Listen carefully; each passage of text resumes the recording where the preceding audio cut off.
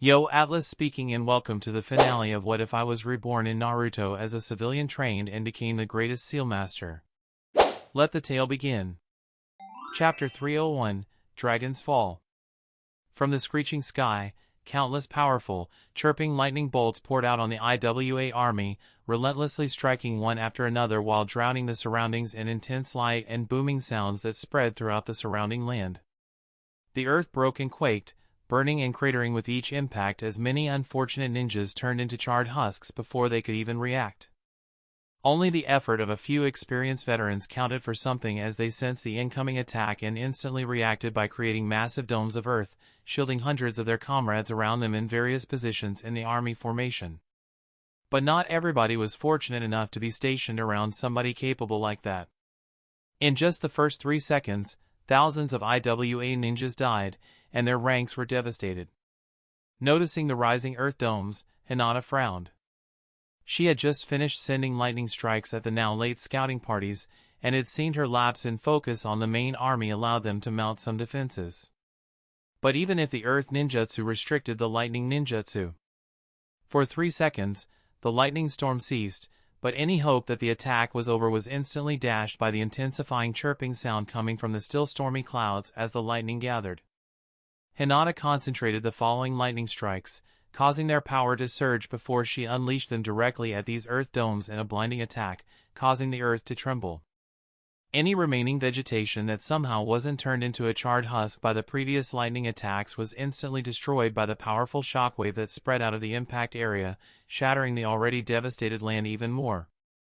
Some of the earth domes withstood the hammering blow of lightning, their casters working together with other IWA ninjas enough to hold even when several consecutive concentrated lightning strikes smashed against their defenses.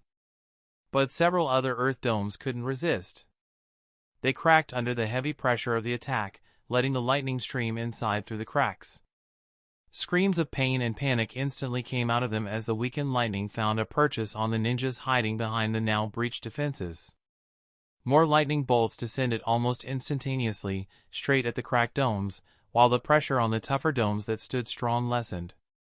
It was a brutal showdown of speed as the exposed IWA ninjas tried to desperately repair the damage and shield themselves from the lightning attacks.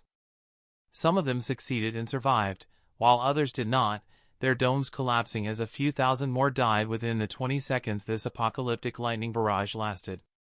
Hinata, standing on a mountain peak several kilometers away, narrowed her eyes as the blinding light caused by her lightning cleared, revealing 5 tall earth domes still standing among the charred rubble of a dozen others.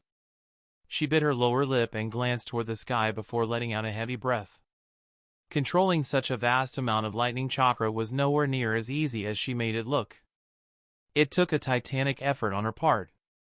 For a few seconds, silence fell on the land spanning several kilometers, but then the sky screeched once again and suddenly lit up with even more lightning coming out of the dark clouds as it quickly rushed together above the earth domes, the arcs weaving into each other, morphing into an enormous dragon-like shape. "All right," Hinata strenuously whispered to herself, giving the still-standing earth domes a look of respect while watching more and more earth being desperately shored up to swiftly strengthen their defenses. "If you survive this last attack, I will be completely out of my accumulated lightning chakra in the sky." It was hypocritical to speak about kindness in this situation, but in a way, this was Hinata trying to be kind without realizing it. She could have used this attack right from the start, and the IWA ninjas would have no chance to resist. Any hasty defenses they could put up in the second it took to prepare this attack would be shattered by it near effortlessly. But now that they had a few seconds to fortify, at least some of them would maybe survive. It was up to them. A wry half-smile and half-grimace appeared on Hinata's face. "I am still too soft," she thought with a heavy heart. "Dragon's Fall," Hinata gently said and activated the attack with a flicker of her chakra.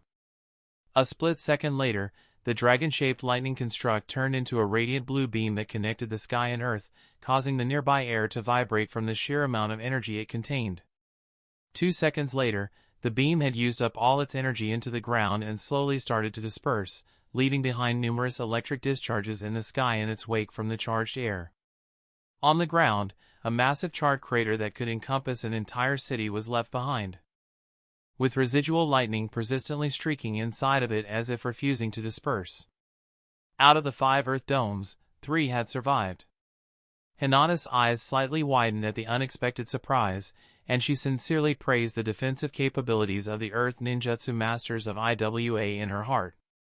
As the sensory ninjas within these Earth domes sensed that there was no more imminent danger, the Earth dome techniques were slowly cancelled.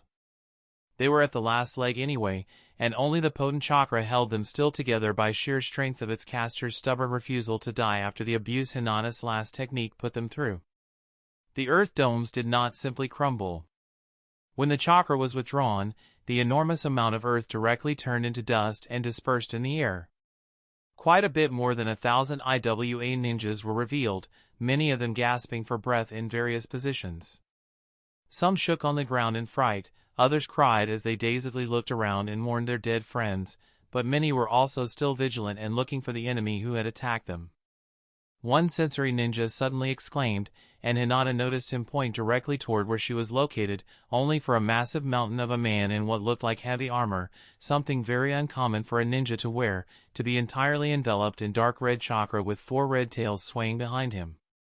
He immediately leaped forward and rushed toward Hinata's direction, practically oozing rage as each of his leaps cratered the ground further. Hinata's attention snapped toward him in alert as she watched his approach.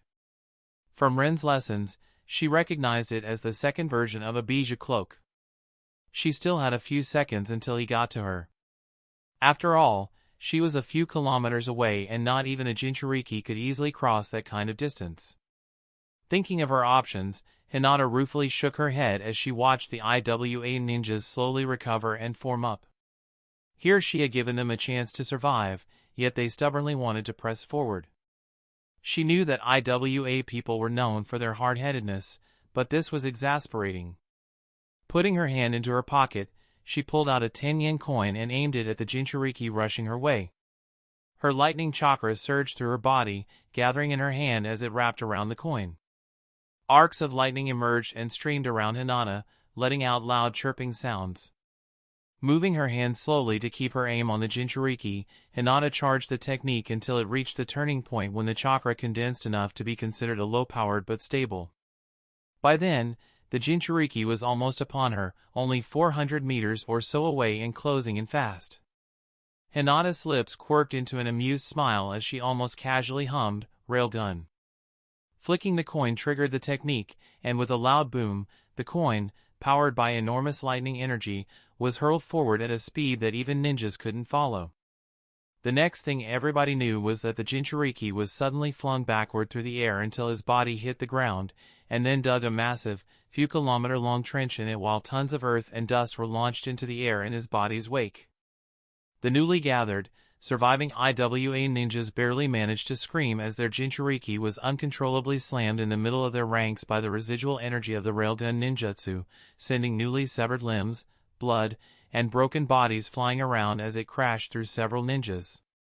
Yet, Hinata noted with her Byakugan that the Jinchuriki was still alive and recovering.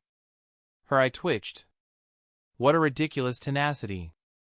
No wonder Jinchuriki are so feared. She mumbled just as a ninja landed behind her, kneeling on one knee. "Lady Hinata, the troops are ready for your command," he devotedly reported, making Hinata dryly nod. They were quite fast, too. It has been what? 5 or so minutes since her clone had given them the order to mobilize? She was very satisfied with their speed. Good. I reduced the enemy numbers a lot, but they still have a slight numerical advantage over us. Hinata spoke and glanced at the ninja. Nakano was a jonin. Barely. He was competent, but nothing extraordinary. A perfect throwaway guy for a totally not suicide mission. Just like many other ninjas, she was given for this front. The man recognized it, too, and knew his chances of survival rested solely on Hinata's shoulders. But because of that, he was very diligent and almost frantically loyal. Hinata didn't hate him. Even if his "notice me senpai" attitude could be annoying at times. "I will drag the Jinchuriki away and handle him. The rest is on you," she said and disappeared in a burst of lightning-enhanced speed. There was nothing more to say. They made many plans for many situations previously. This was one of them, and if nothing else, Nakano was her second in command because he was a capable commander. It was time for her troops to do their job and do some fighting of their own while she handled the big bad and angry with Tails. As that thought passed through Hinata's mind, her foot slammed into the Jinchuriki that was just now standing back up onto his feet, and she sent him hurling through the air into the distance, swiftly following him before the IWA ninjas around them even registered that it happened. Chapter 302, Bad Bro. Well, this is quite surprising. Rin, clad in his fake Toby costume, exclaimed as he walked toward a bench in front of a playground for children in the heart of Amagakure and sat next to a disguised Conan wearing civilian clothes while watching the kids play. "Isn't it a beautiful sight?" she wistfully asked in return without even turning to look toward him. "The war rages outside, but the children here can have fun without worries." The happy smile on her face widened. Humming, Rin nodded. Yes. This was a testament to Nagato and Conan's accomplishments in Amagakure. From a certain point, they were the villains of this world, but for many people in the Land of Rain, they brought peace to their lives. Last Rin heard, Nagato stopped the IWA forces from crossing through the Land of Rain. That saved a lot of people in his country. The IWA would not just cross. They would pillage and plunder supplies from the locals, they would kill and rape, kick people out of their houses, and use them as cheap labor, because nobody cared about what happened in the Land of Rain. Other small countries had it bad during wars, but the Land of Rain? They had it worse. There was no daimyo to complain to his peers about ninjas ravaging his lands. Hanzo the Salamander killed the previous daimyo before he installed himself as the ruler all those years ago, before the first ninja war. It was the reason why the country went to shit and why the hidden villages could do pretty much whatever they wanted in here during wars for so long. Their location, directly in the middle of 4 hidden villages, was already a bad thing for the country. But Hanzo made it much worse by making the country actually an easy and acceptable target that did not have the protection of a daimyo. Other daimyos even encouraged it as a show of protest for Hanzo killing the said daimyo. Their hired assassination attempts failed, so why not just ensure his rule will be full of misery?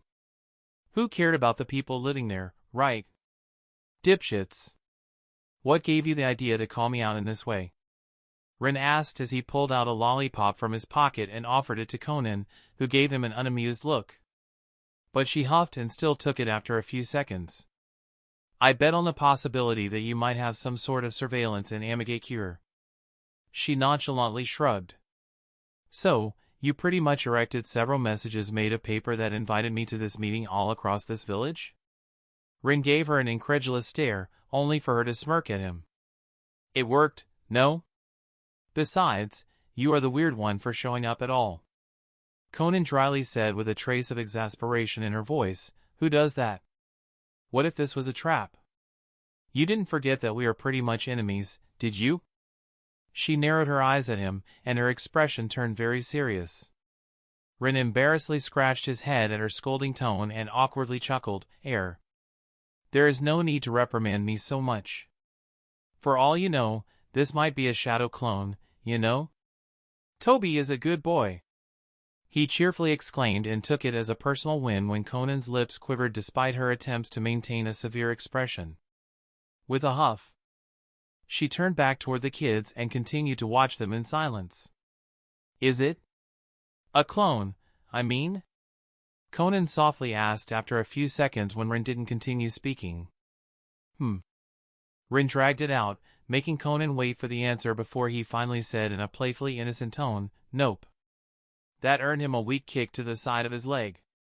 Don't make me wish this was actually a trap. Conan deadpanned at him. Oh, so it is not? Then everything is fine. Rin grinned under his mask, but he was sure Conan could see his grin in his body language, deliberately causing her to get even more exasperated with him. Ass. She grumbled with a small smile. Honestly, that woman needed to relax. He was just helping her for her sake. After all, Toby is a good boy. Plus, he really did not have anything to fear, even if this was a trap. It wasn't even his intangibility seal that gave him the confidence. The reason why he was so carefree was that he was not really here. No, he didn't lie. This was not a shadow clone. That would be a waste of chakra. Instead, it was a remotely controlled puppet. Suna had some very, very, very good disguising techniques for their puppets, and with how much Rin had helped the puppet corps lately, he gained free access to many of their techniques. Adding Ino's light bending through wind release into the mix, and not even an S-rank kunoichi like Conan noticed a thing. Well, at least, for now. Rin was sure that she would eventually see through it if they interacted longer.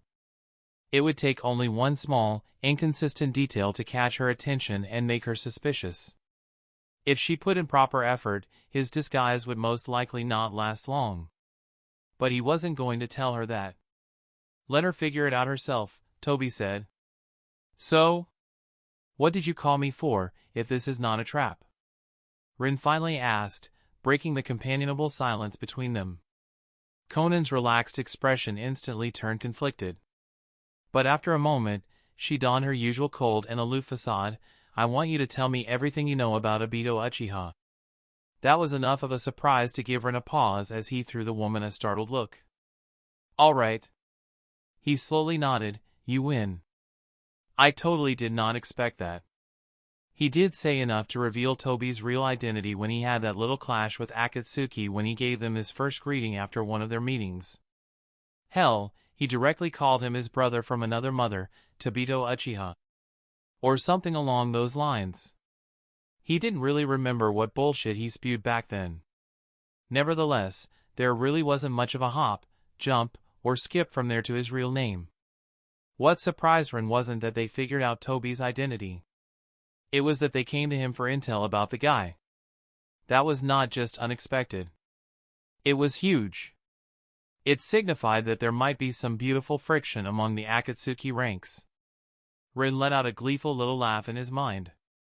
Outwardly, however, he did his best to project a confused and taken aback body language. Why would you ask me about the good boy, my brother from another mother, Obito Uchiha? Do you have to be so insufferable? Conan helplessly sighed with an amused glint in her eyes. Of course. Rin sagely nodded. It is my whole shtick, after all. Bobby is a good boy. To answer your question, Conan decided to ignore his antics. Toby started the current war by using some jinjutsu on an unhappy land of Wind Noble after he did some inspection in Sunagakure. It made the man cause more trouble than he had intended with his machinations, and the next thing everybody knew, the Earth Daimyo's father-in-law was dead, killed by Suna ninjas. Voila, the war. Her gaze turned hard. She explained the situation as succinctly and with as much detail as possible because she was not sure if the fake Toby next to her was even aware of what was going on in the world right now. Rin, however, inwardly perked up at that unexpected information. Now that was something interesting, wasn't it? He would have most likely never found that out if not for this meeting. Any trace of Jinjutsu on Koichi Shido will be long gone by now. Conan didn't even have any idea that he was currently living in Suna or that this was very valuable intel for him. It might not have changed too much about the situation right now, but it will certainly affect Ren's plans in the future. Looks like little Bobito wasn't such a good boy after all, Ren said in a very pleased tone, imagining that he probably sounded like a cat that had gotten a canary. Because now he had a target.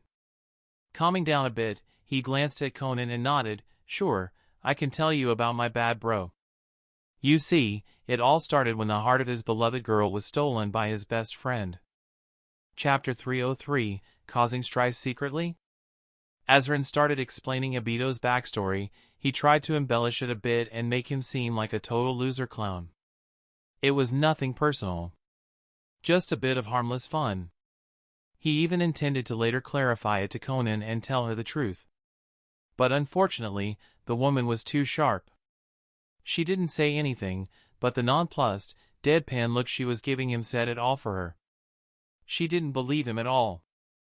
Women and their inbuilt bullshit detector. In the end, Ren huffed and decided to simply tell her the unedited version of the story. He even got her to break her cold facade and slightly wince in pity when he described how exact his words of witnessing his best friend stealing his beloved girl's heart were. Kakas truly pulled it out in style. Obito even fainted from envy. Rin let out a laugh, and Conan gave him an admonishing stare, but in his opinion, poking fun at his enemy's misfortune was fair play. The story continued, and Conan was eventually surprised that his "I am Madara" act was not him being a normal, delusional Uchiha, as was the norm for his clansmen who gained a little bit of power. His identity as Madara's last student alarmed her. But she didn't let it outwardly show beyond a small twitch here and there. Instead, she questioned the veracity of Rin's intel, but Rin told her frankly that he wasn't going to provide her with proof. He didn't have that much free time to waste it on that. She could either take it or leave it, depending on how much trust she had in his word. The biggest reveal and what truly made her almost jump was Rin telling her about the origin of Nagato's eyes and their connection to Madara. That truly strained her belief, and Rin spent the next 5 minutes having a stare down with her until she finally relented. Her expression fell, and changed into an uncertain one, but her shoulders stayed tense as she, for the first time, started considering the possibility that it could be true. This was the most important thing for Rin. He didn't need her to fully believe his words. Even if he just managed to give her a small suspicion, it would be enough. Conan and Nagato were not stupid. They knew how the ninja world worked.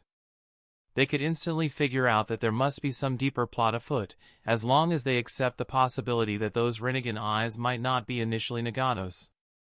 After all, using them took an enormous toll on Nagato's body. That was not how bloodlines usually worked. That part in itself was already suspicious. With none knowing any better, they could only chalk it up to a nasty side effect of a very powerful bloodline. This new information, however, was going to put a few things into a certain perspective for them. For example, why would a guy claiming to be Madara contact them? Why would he want them to build an organization to save the world and create peace? Why them? They were not such a big deal when he approached them. They could barely keep themselves alive at that point. Yet, they were supposed to save the world? Just thinking about it already sounded ridiculous to Rin. He was sure that Conan and Nagato could find many more suspicious or overly convenient happenings during their time working together with Obito. They just needed the nudge to start thinking about it in the correct context and start putting two and two together. Rin would love nothing more than to destroy the Rinnegan. After all, no purple eyes, no problem. Kaguya can't get out of her seal in the moon without somebody using those eyes to reseal the bijou into the Jubi husk. At least, for the next 10 to 15 years, there would be no need to worry about the world meeting some sort of apocalyptic calamity. The only worry would be the Akatsuki, who, according to that Naruto fanfiction, supposedly existed somewhere in space. But as far as Ren was concerned, even if they existed, that was a problem for the future him. Unless he dealt with the current Kaguya and Zetsu problem, the supposed Akatsuki invasion wouldn't be his problem because he would be dead. So, why care about them right now? Unfortunately, destroying Rinnegan would mean fighting Nagato. Even if that man accepted that the eyes he wielded did not belong to him, he was too big an arrogant ass who believed his own godly hype too much to give them up. No. It would most definitely come to a fight, and even with all his advantages, Rin wasn't really sure he could take Nagato down without risking his life for it. He could also offer a seal that would destroy the eyes upon Nagato's death or if somebody tried to remove them from his skull. The modified Hyuga seal could easily do that after a slight adjustment. But that would require a measure of trust he simply did not have with Nagato. Rin hoped that revealing these things about Obito would build at least somewhat of a rapport between them once they confirmed his words. But even then, Nagato probably would not let him put some unknown seal on his body. Even if he verified its effect, there would simply always be the fear that Rin could sneak something unexpected into the seal. This wasn't like the seals on Ino, Hinata, and Tamari's bodies. Those girls pretty much gave their lives into his hands when they allowed him to etch them into their skin. It was the highest show of trust. Alas, it was all right. Rin would be happy to take the second best outcome. If he could cause some strife within Akatsuki, that would already be a win for him. Hopefully. He was pretty much flying by the seat of his pants here, so who could really tell how this would all end? Simply, it was best to at least try doing something rather than doing nothing. If you do nothing, you will also accomplish nothing. The revelation about Nagato's eyes shocked Conan so much that for the rest of the story, she brutally listened without giving any input. Only the fact that Obito betrayed his own teacher and was responsible for the Kyuubi attack on Konoha, thereby causing the man's death, elicited a bit of reaction from her. But that was all. Rin finished what he knew of Obito's backstory, and for a few minutes, they just sat in silence, watching the kids play before both going their own way. As he stood up, Rin briefly glanced toward the ground underneath the bench and suppressed a smirk. That weak cosplaying bastard thought he did not notice him? Heh. His spying suited Rin just fine. It wasn't only Conan's side that could start the conflict in Akatsuki. If Obito got butthurt that Conan was investigating his past and made a bit of ruckus, that would be just fine as well. At worst, they might suspect he was from Konoha due to his knowledge of Obito. But joke's on them. He was no longer living in that village, so they could feel free to look for clues of his presence there until they go gray. As he teleported away, Rin inwardly chuckled. He would really want to see what they could find out. In a dark room, Obito sat down on a chair before giving Zetsu an aloof look. "Why did you call me here today?" "I am quite busy.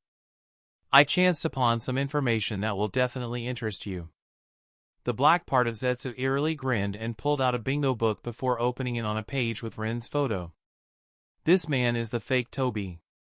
The white Zetsu part cheerfully said and tapped the picture, his gleeful tone full of expectant tone as he watched Obito, who suddenly froze in his seat, staring with resentfully wide eyes at the picture in front of him. The grin of the black Zetsu widened into inhuman proportions. Chapter 304, Rin's Mistake. "How did you find that out?" Obito asked, still looking at Rin's picture with an utterly astonished gaze full of disbelief. The fake Tobi had been driving him spare these last few months. Whomever it was, they were clearly making fun of him. Not only that, but they also knew far more about him than he was comfortable with. The fake Tobi had to die. There was no if or but about it in Obito's mind. He had investigated right, left, and center, running around like a headless chicken as he went through every informant available to him, but nobody knew a damn thing. It was infuriating. No matter the threat or a bribe, he got nothing. The fake Tobi seemed to be a ghost that didn't exist outside of a few short appearances here and there. The fact that Zetsu had found out his identity was nothing short of a miracle to Obito. Despite himself, he felt a measure of wariness towards Zetsu's surge within him. But then he inwardly shook his head, admonishing himself for being foolish. Zetsu was Madara's creation that was supposed to help him with the Moon Eye plan. He was the last thing that would scheme against him. "Heh, you know how we started a surveillance on this man after he made us fail a mission and had pitted Deidara and Sasori versus the eight-tailed Jinchuriki?" The black Zetsu started in his low, menacing tone. "It was a complete mess. I swear." The white Zetsu continued in an upset, childish tone, pouting in an unnerving fashion. "The man has so many seals on his house that it was impossible to watch him. Who even does that? Shouldn't there be a limit to paranoia? He is exactly like you, Obito. No wonder he calls himself Tobi. Just more capable." He beamed at the unmasked Uchiha with an innocent grin, only to receive an unfriendly look for his trouble. "Get on with it," Obito said through gritted teeth as his expression darkened, irritation spiking within him at the white idiot, who had always acted out in some way when he could get away with it. Right. So, that surveillance was pretty much a pointless waste of time. Not to mention, he suspected this Rin knew exactly that somebody was watching him. Nevertheless, he had never revealed anything in public. At least, there was a lot to uncover about his actions. His efforts in improving Sunagekure were blatantly obvious, but of no concern to Zetsu. He was interested in the man's prowess, not his skills in village building. Only the assassination attempt on him was a chance to uncover something, and Zetsu had to be extra careful poking at the strings of certain people to set it up without anybody knowing about his involvement. But what else could he do? It wasn't as easy as manipulating the simpleton Obito. He was really starting to get annoyed with his failures to find something out when he decided to go a bit more hardcore, and it resulted in that assassination attempt. Even watching Apu was more entertaining than that mission. He would know. He had loved to annoy Obito with his artistic depictions of Apu when the boy was freshly kidnapped by Madara. Well, hobbies aside, the assassination attempt was another failure. The smoke screen prevented Zetsu from seeing what was happening inside. He could have put the whole thing in motion behind the scenes, but deciding how it would ensue was beyond him. But as somebody who had been waiting for his chance throughout the last 1,000 years, manipulating things behind the scenes for the sake of his mother's resurrection, he became very patient. He left the white Zetsu clone there to continue the surveillance, even if there were no results. And it had unexpectedly paid off. The black Zetsu's grin became unnerving. Rin made an unlucky mistake, and we were lucky to be just in the right place at the right time to notice. Imagine my surprise when my clone saw the man teleport into his house when he was trying to peer inside through the window. White Zetsu exclaimed. It was an amazing coincidence. The man did not teleport straight in front of said window either. It happened deeper in the house. He most likely did not even realize his teleportation could be seen through the window from a certain angle, given how careful he was not to even hint at being able to do it throughout all the time Zetsu had been observing him. Even to Zetsu, that came as a massive surprise. The time coincided with fake Tobi disappearing from AIM after meeting Conan. We were watching them. The black Zetsu added, but there was an underlying hint of annoyance in his tone. He was very interested in their discussion, but halfway through, Rin subtly erected some kind of privacy seal, causing him to be unable to eavesdrop anymore. He hated that he missed the most important part of their discussion. So, we put 2 and 2 together. White Zetsu continued, self-satisfaction oozing out of him. And voila! This Rin guy is most likely our fake Tobi. If Rin had heard just how they had discovered his secret identity, he would have had to fight an intense urge to bash his head against the wall. Unfortunately for him, he had no idea that White Zetsu was watching him at home. The plant man was the best spy in the world, and if he maintained his distance, there was simply no easy way to detect his presence for Rin. Even the detection seal would only reveal that there was a chakra presence, and that's how he found Zetsu hiding underground in the Amagakure during his talk with Conan. But considering that Sunagakure was a village of ninjas, a chakra presence near the Sabaku estate was nothing surprising. ANBU guards were stationed all around it, all the time, after all. After living with Temari for nearly a year with no issues, Rin's vigilance grew a little bit lax. It was just human nature to relax in their home where they felt safe, especially one protected by so many seals that even a Bijou would get too scared to approach. Unfortunately, nobody was perfect, and a mistake was bound to happen sooner or later. It's just... Rin probably never expected his casual mistake would be something this massive. I see. Obito darkly muttered, his hands balling into fists as he narrowed his eyes and glared at Rin's picture. Watching him, the black Zetsu inwardly chuckled. He didn't reveal this out of some stupid sense of duty or something inane like that. He was simply curious what Obito would do next. This fake Tobi didn't matter to him. Even the real Tobi didn't matter to him at this point. To be honest, Obito had outlived his usefulness as a pawn. He was always a bit annoying to work with. But that was simply his Uchiha genes. Zetsu's nephew, Indra, was a prick, and his descendants definitely inherited it. Even if Obito went and got himself killed, Zetsu had options now, thanks to Orochimaru's unintended gift and Sasori's talent for puppetry. It made Obito expendable. This changes things. Obito gruffly spoke, causing Zetsu to tilt his head in curiosity. Obito glanced at him. I have also gotten an important piece of intel. He pointed at Rin's picture. 3 days ago, his student, Hinata Hyuga, had killed the five-tailed Jinchuriki. Abruptly, Black Zetsu's posture went rigid as he felt as if somebody punched him in the gut.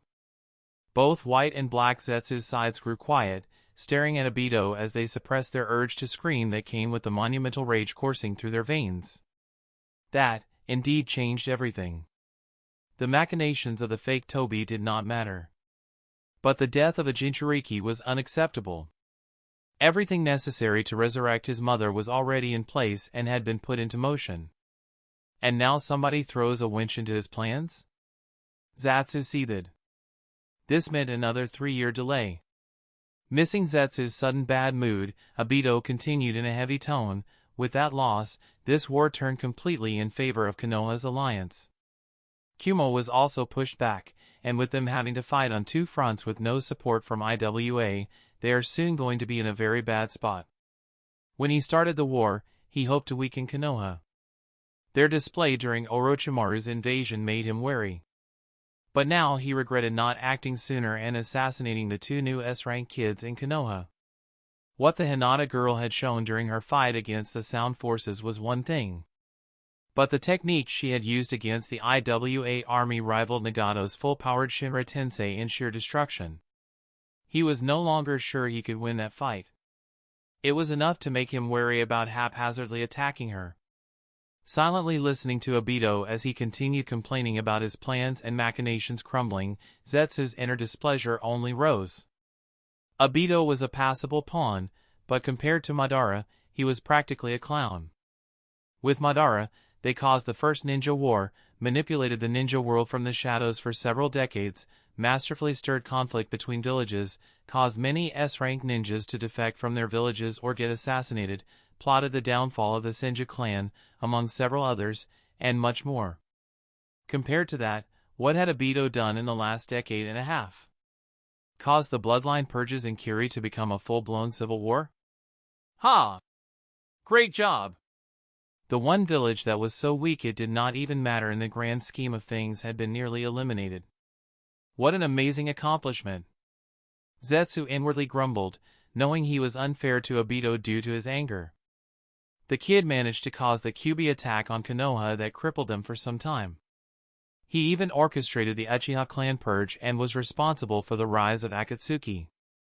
But the Kyuubi attack clearly didn't do enough damage, considering that Konoha was still the strongest village. The Uchiha clan purge? There were still several Uchiha alive, so the job was not properly done. Not that Zetsu minded having some spares in case his current plan didn't go well. And the Akatsuki rise? Nagato and Conan clearly considered rebelling, so was that something to be proud of? Akatsuki was their idea in the first place. Obito only helped here and there. Zetsu initially intended to reveal that information to Obito, but now he decided he would need to do something more drastic. I think, Zetsu suddenly said, interrupting Obito, we should get properly involved in the mess. You started. He added in his mind. Let's have Sasori do his thing. He paused for a moment before the black Zetsu grinned. It is time for Madara-sama to come back from the dead. Chapter 305, White Butcher. Rin sat on a blanket, with the vast grassland in his little garden around him, while holding Hinata in his arms. The girl lazily clung to him like a spoiled cat, refusing to let go. It started with Rin trying to comfort her because he noticed the recent battle with IWA was weighing on her conscience, but she had learned some bad habits from Ino. That girl. Give her a hand, and she would take an entire arm. A bit of comforting quickly turned into a 3-hour-long cuddling session. Well, not that Rin had a reason to complain about it too much. The time flew like water for him, as he spent it inwardly appreciating Hinata's 2 remarkable womanly charms. Especially the 2 tightly squeezed against his abdomen. Yes, very nice. No wonder Ino looked like an angry chihuahua as she threw glances at Hinata's chest when Rin met them this morning. They haven't seen her for 2 weeks, and the Hyuga girl grew a bit more in that area yet again, while Ino. Rin suppressed the urge to snicker as he remembered her sour look. Ah, well, he surmised he could let her vent a bit, and if her mood grew too gloomy, he could always give her some praise and compare her chest to Sakura's. That was bound to make her happy again. Washboard as flat as her huge forehead, were the words Ino last used to describe her friend, if Rin remembered correctly. What is the bimbo doing? Hinata asked, pulling Rin out of his idle thoughts. He rested his cheek on the top of her head and turned his gaze toward Ino, who was a few meters away from them, huffing and puffing while standing above the most standard type of puppet from Suna, one they usually gave to newbies to practice with. "Oh, you useless piece of rusting junk. Move, damn it!" Ino screamed and kicked the puppet, cracking the wood on its chest, which made her instantly regret her actions as she hurriedly knelt to inspect the damage with worry and frustration etched in her still upset expression. She had been at it for the last 2 hours straight. It was fun to watch her freak out and cuss at the piece of wood at first. But after half an hour, Rin had his fill of fun and started to ignore her. Hinata, however, seemed to be in her own world as they cuddled, so she didn't pay much attention to Ino's Ino-ness. She is trying to simplify her clone technique enough that even an average moron could do the dumbass version. And she is also attempting to make it capable of piloting a puppet. Ren's lips twitched in amusement as he watched Ino have a one-sided glaring contest with the innocent puppet. She had bragged she could totally do this, so I simply dared her to actually do it. Rin chuckled. The girl did not expect that. She only wanted to boast a bit. That made her go all quiet for a few minutes, but you know her. She still can't refuse a challenge from you, can she? Hinata exasperatedly muttered before her fingers poked Rin in the side. You are taking advantage of her. She accused Rin in a reproachful tone that would have been way more effective if there had not been that hint of amusement mixed in it. Who, me? Pfft, baseless slander and nonsense. Rin shamelessly refused the accusation, but the smirk on his face told a different story. Hey, he wasn't forcing her to do anything. But since she had offered, then in his opinion, she could put in the work. She could quit at any moment, and Rin wouldn't be angry. But Ino was sometimes too competitive for her own good, so he knew that wasn't going to happen. How long is she at it? Hinata curiously asked, as her eyes wandered again toward Ino, who was now standing above the puppet, her hands clasped in a hand seal and her face sporting an intense look of concentration. To give the girl credit, the puppet was actually twitching. She was clearly making progress. But that was only natural. Rin had no doubt she could figure out a way to imbue her clone into the puppet to control it. The issue was making the technique work while also making it simple enough that even a non-Yamanaka, without years of training in mental arts, could cast it. Around 4 days, Rin replied to Hinata's question, causing her to sigh. A wistful smile appeared on Hinata's face. Don't tell her, but I think Ino is amazing. Sometimes I really envy how good she is at making techniques that aren't meant to destroy. Yai! Rin exclaimed and poked her ticklish spot enough to make her squirm in his arms. Stop feeling sorry for yourself. Your healing abilities are awesome, too. Didn't you say that not one injured ninja died on your watch after the battle? I guess. Hinata quietly muttered and turned her gaze away with a pink dusting on her cheeks while her lips involuntarily stretched into a small smile. Seeing that, Rin tightened the embrace and mentally sighed in exasperation. Hinata's recent battle with IWA was bothering her. The entire force of 4,000 to 5,000 IWA ninjas was annihilated. Only a few dozen stragglers managed to run away, but other than them, all were killed. The majority of them died due to Hinata's ninjutsu. She was having a bit of a mental crisis because of the doubt and regret that followed after the battle. Killing was a part of a ninja's life, but there was still a massive difference between killing a few people in a line of duty and killing a few thousand people in one sitting. Especially for a gentle soul like Hinata. Rin would have been far more concerned if she hadn't bothered by it. No. This was normal, and he trusted her to get through it just like she managed to get through any other hardship in her life. The only thing he could do was to be there for her right now when she needed him the most. It didn't help that Konoha started hyping her achievement up and dubbed her the Lightning Princess, throwing praises at her left and right for the slaughter. He knew his student enough to realize she was not accepting those praises in the spirit they were given. Very, very far from it. IWA, on the other hand, dubbed Hinata the White Butcher. And the world quickly followed, accepting that moniker with a palpable trepidation. They absolutely refused to acknowledge a cool name like Lightning Princess, and nobody was surprised by that. The despairing anger and deep fear coming from Iwa's side were plainly obvious to anybody who bothered to look. Minato Namikaze slaughtered over 1,000 IWA ninjas, winning the Third War. And he became the enemy #1 in that village for it. Hinata alone had killed over 3,000 in that one battle.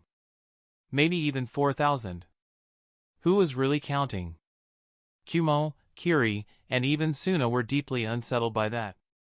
If her previous fiancé designation was only half acknowledged, now it was encouraged with a fearful passion. Strong ninjas were common, but monsters that could curb-stomp the entire battlefield were simply not supposed to exist anymore. The last ones were Hashirama and Madara. And no village wanted another one of those to rise. Not even certain parties in Konoha. Hinata's battle against the Sound Ninjas was one thing. She had shown one amazing technique that allowed her to contend with an army of 1,000. That was one thing. It had been done before. Multiple times, in fact. People raised an eyebrow and took note of her, but they told themselves that it was all right. The girl was strong, but she couldn't be everywhere. Namikaze was far more frightening with his teleporting, and he was still killed. But now? Hinata had pulled out yet another large-scale devastating attack that had killed the majority of Iwa's army. Those 5,000 ninjas? That was supposed to be the entire Iwa's offensive against Konoha for the next several months. In any other war, those 5,000 ninjas would be sufficient to wage a war and press Konoha's defenses of the Land of Fire. And they were gone? Just like that? In one go? Cast that on a village, and the village would be simply gone. How could the other villages not be frightened? Rin wouldn't be surprised if Hinata was going to get some fearful looks, even from some of the Konoha people. Yes! Finally! I did it! The solemn silence between Hinata and Rin was suddenly interrupted by a cheerful yell from Ino, causing their attention to snap toward the blonde girl, only to find her proudly standing with her hands on her hips and her nose raised high above her smug grin, while the puppet next to her was doing some bizarre celebration dance.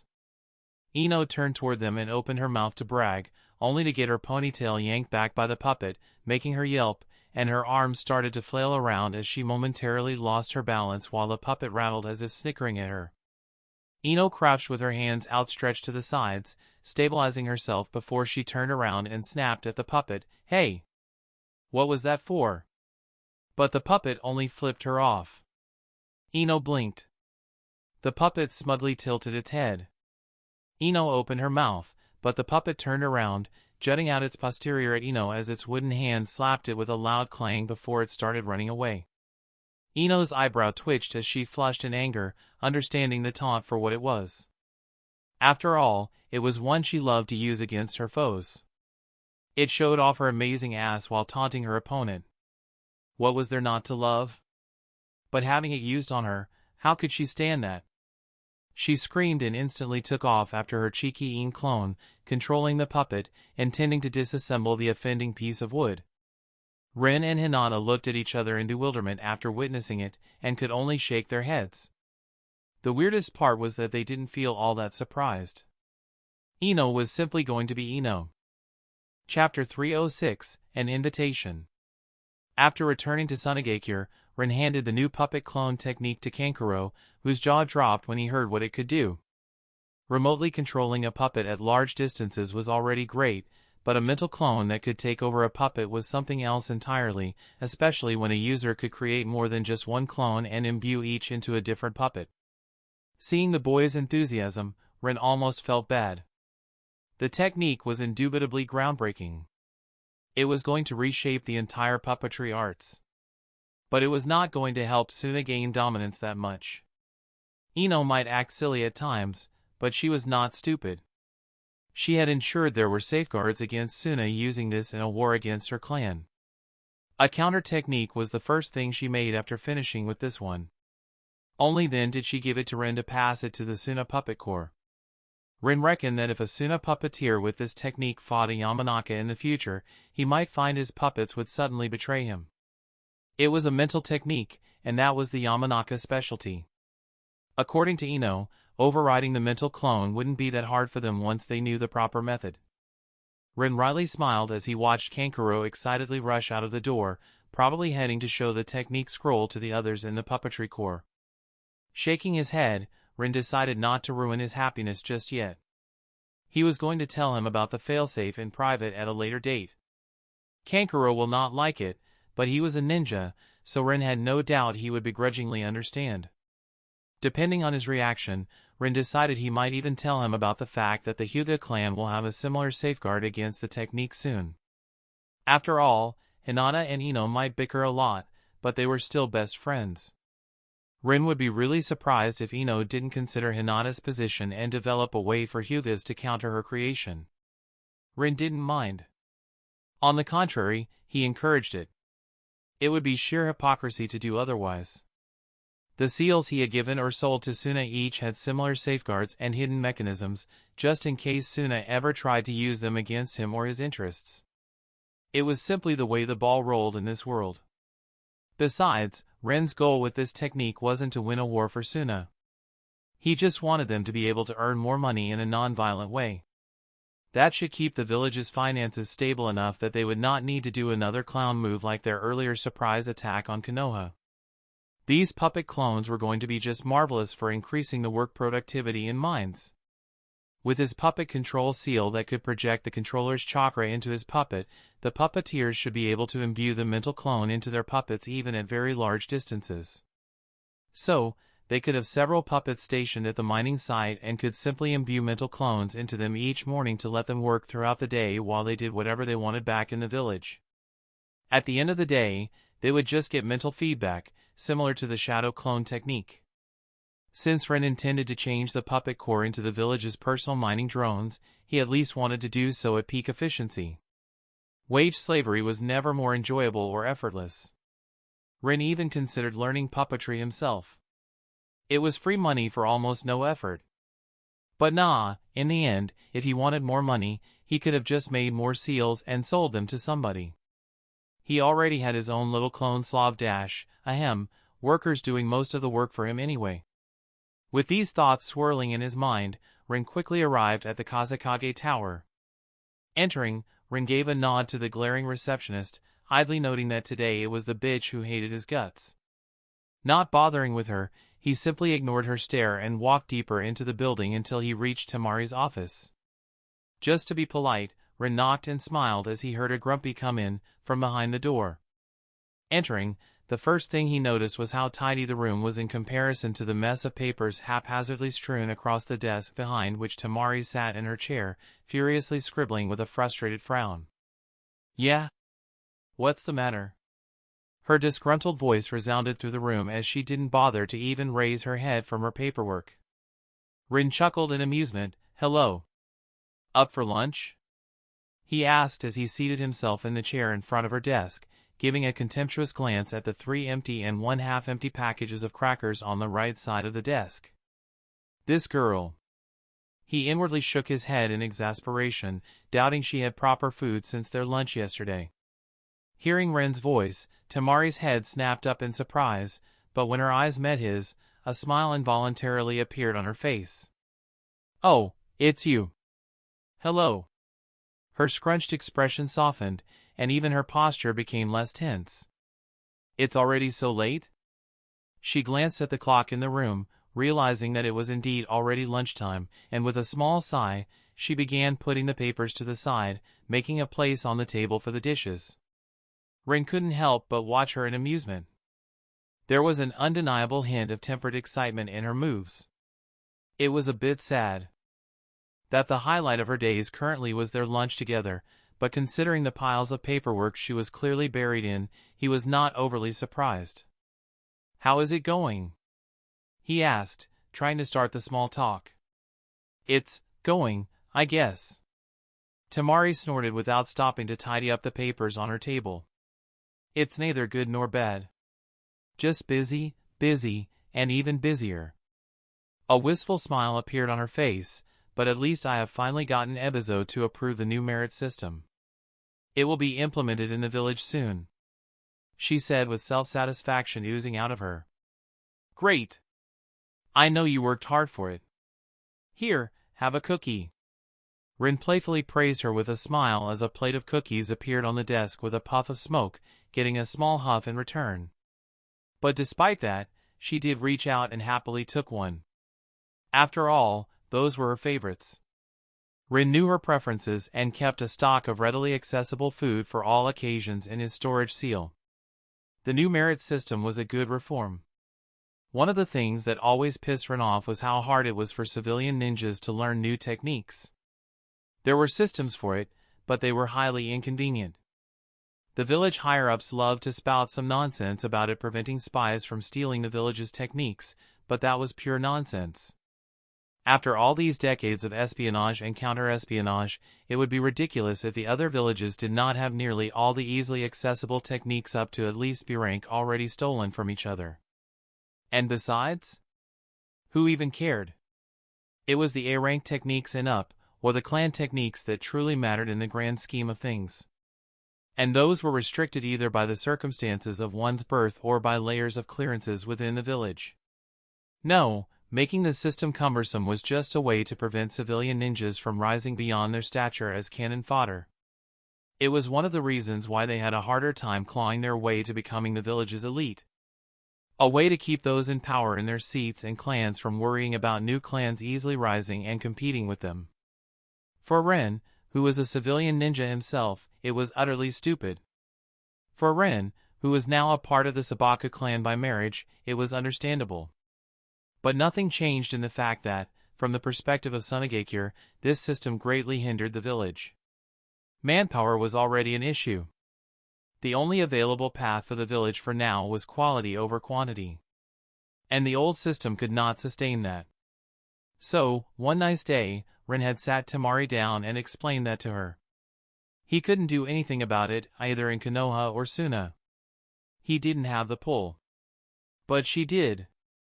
And it still took her quite some effort to get her way, even with Ebizo's approval. She worked for weeks for such a small change, stonewalled at every opportunity. Hearing that it was finalized and was going to be implemented soon was indeed a cause for celebration. It meant she had won, and the civilian ninjas in Suna would have an easier time getting stronger now. But Temari, tell me, Rin spoke after watching her blissfully enjoy the cookies for a few minutes. There was one thing that bothered him. Why do you not use the shadow clones for your paperwork? As the words left his mouth and Temari registered them, she suddenly froze mid-bite. For a moment, they wordlessly stared at each other. But then Temari's face paled before it flushed red, and she erupted in rage at her own stupidity, son of a b-. Due to her sudden outburst, the pieces of half-eaten cookie in her mouth went down her throat and made her choke. Even having a coughing fit didn't stop Temari from giving the piles of paper on the side of her table a nasty look that held a promise of incineration. Rin had a hard time stopping himself from laughing. So, he decided not to bother and laughed out loud. He couldn't even imagine how much paperwork she had filled in during these past few months since Ebizo took her under his wing to teach her the responsibilities and work of a Kage. Honestly, it never occurred to him to mention this function of shadow clones when he taught her the technique. It was such an obvious thing that he thought she would obviously get it on her own, too. But clearly, that wasn't the case. Still snickering despite Temari's unamused glare, Rin took out 2 dishes from his storage seal and placed them on the table, causing Temari to quietly grumble under her nose. But Rin knew she was appeased the second her expression brightened when she saw the sushi dish full of her favorites. They were about to dig in when the door suddenly flew open, and a young genin barged in with a proud expression, all flushed from exertion. Rin and Temari turned toward him, causing the kid to wither under Temari's severe, narrowed look. I have an urgent letter. The kid stammered as he squirmed in discomfort. It's polite to knock, Temari dryly said, her chakra slightly spiking in a lightly threatening manner that the kid probably noticed only subconsciously. But the letter. His stammer had gotten worse, and his unsure voice grew quieter with every word. Geez. These new genin. Temari and Rin exchanged an exasperated glance. Knock. Temari pointed at the door, her tone becoming more insistent while her chakra spiked further, causing the kid to gulp as the threat of impending violence was now palpable in the air. Now. Yes. He loudly squeaked before scampering out of the room and closing the door behind him. Rin raised his eyebrow at Temari, whose face became exasperated. He is Ebizo's grandson and a right spoiled little shit. Temari clicked her tongue. He graduated just a few days ago from the academy, so the old man probably sent him here with the letter for a bit of discipline and a reality check. She unhappily muttered as a knock resounded from the door. After a quick and disgruntled, "Come in," the kid entered, bowed according to the protocol, and in a quite professional manner handed the letter to the stern-looking Temari with his slightly shaking hands. Nodding, Temari signed the delivery and dismissed the kid, who was out of the room faster than Naruto chasing ramen. Rin and Temari chuckled. But their good mood lasted only until Temari opened the letter. Noticing how her face fell after she started reading it, Rin grew curious.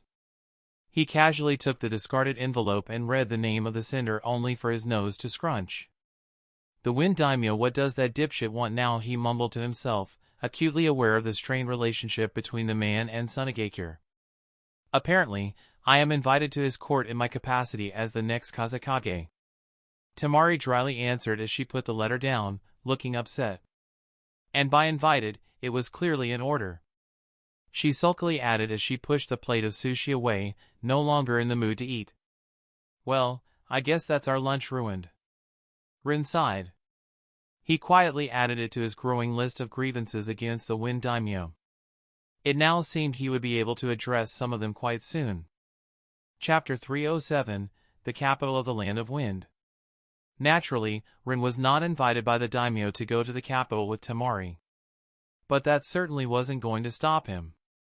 From what he heard, the man had designs on Temari, but even if he was going to be completely professional, this was never going to be just a courtesy call where the daimyo wanted to meet the next Kazekage like he tried to portray it in the invitation letter. Obviously, there was a larger scheme afoot. Rin honestly didn't like his chances of helping Temari with that. He was not a political animal. But he would make do with simply being there, silently supporting her from behind and making the daimyo keenly aware that Temari was taken. Not to mention, he could always do some secret ninja stuff on the side and place his teleportation markers for some later shenanigans. The very next day, Temari and Rin boarded a caravan heading to the capital city, followed by several other ninjas from Suna, killing 2 flies with 1 slap by escorting both Temari and the caravan. Kankuro joined them, too, under a protest. The man wanted to stay in the village to play with his puppets, but the scowling Temari twisted his ear enough that he vehemently yelled his agreement soon enough. In a way, it was necessary. Having 2 members of the Sabaku family, there would be a show of respect to the daimyo. Temari wanted to repair the rift between the man and the village. As long as he was reasonable, she intended to at least put in the effort into it. Sunagakure might have shed its heavy reliance on the daimyo's funding thanks to Ren's ideas and seals, but free money was free money. There was no need to be hostile to the governing body of the land. It was winning them exactly nothing. A civil war was out of the question, too. Hanzo the salamander had already tried and succeeded in overthrowing the daimyo of his country, and it ended in tears not only for him but also for everybody in that country. Sunagakure did not have the manpower and skills to govern a country anyway. They could barely govern their own village.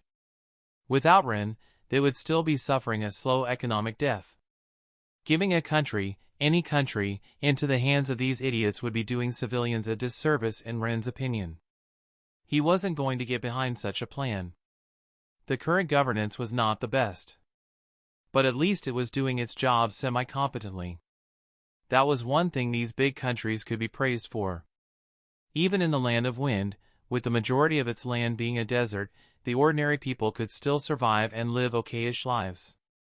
The journey to the capital lasted 7 days at a leisurely pace.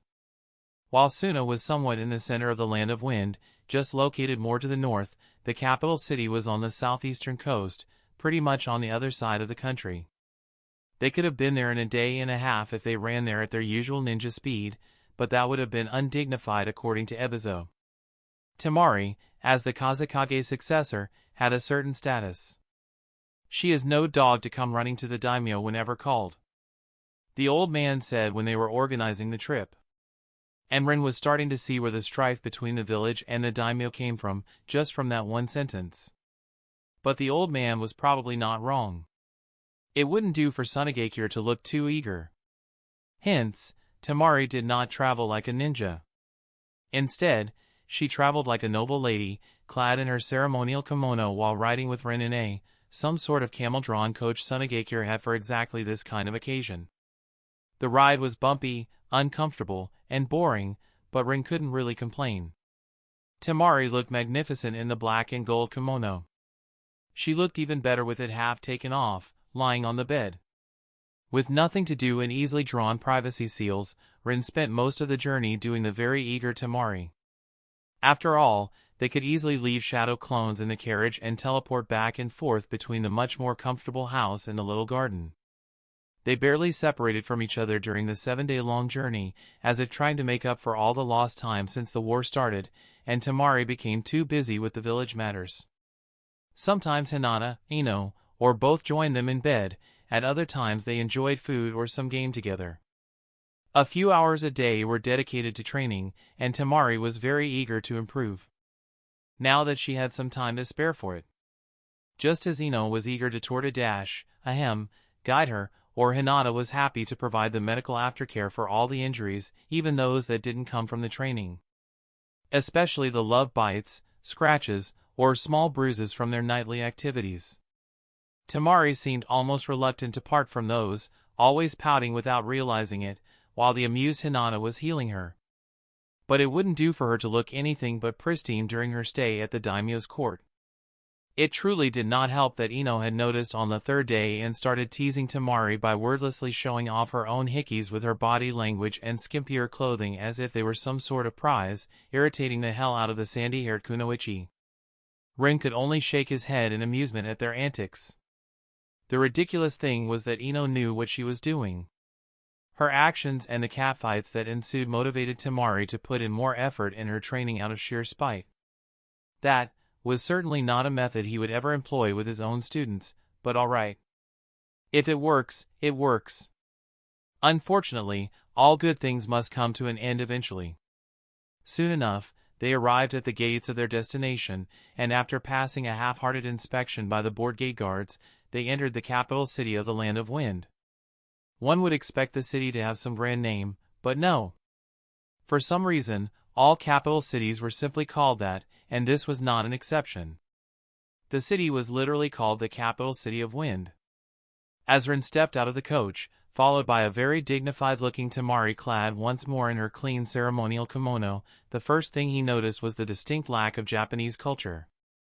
Back in the Land of Fire, things reminding him of feudal Japan were abundant. In the capital city of Fire? No matter where you looked, you would see at least one mark that would instantly make you go, "Oh, yeah. That's Japanese, all right." But here? Nothing. It seemed to be a completely different culture. If they did not speak the same language, Rin could absolutely believe he was in some medieval Middle Eastern or Arabic country. The distinct Japanese-style roofs or wooden buildings with sliding doors were non-existent here.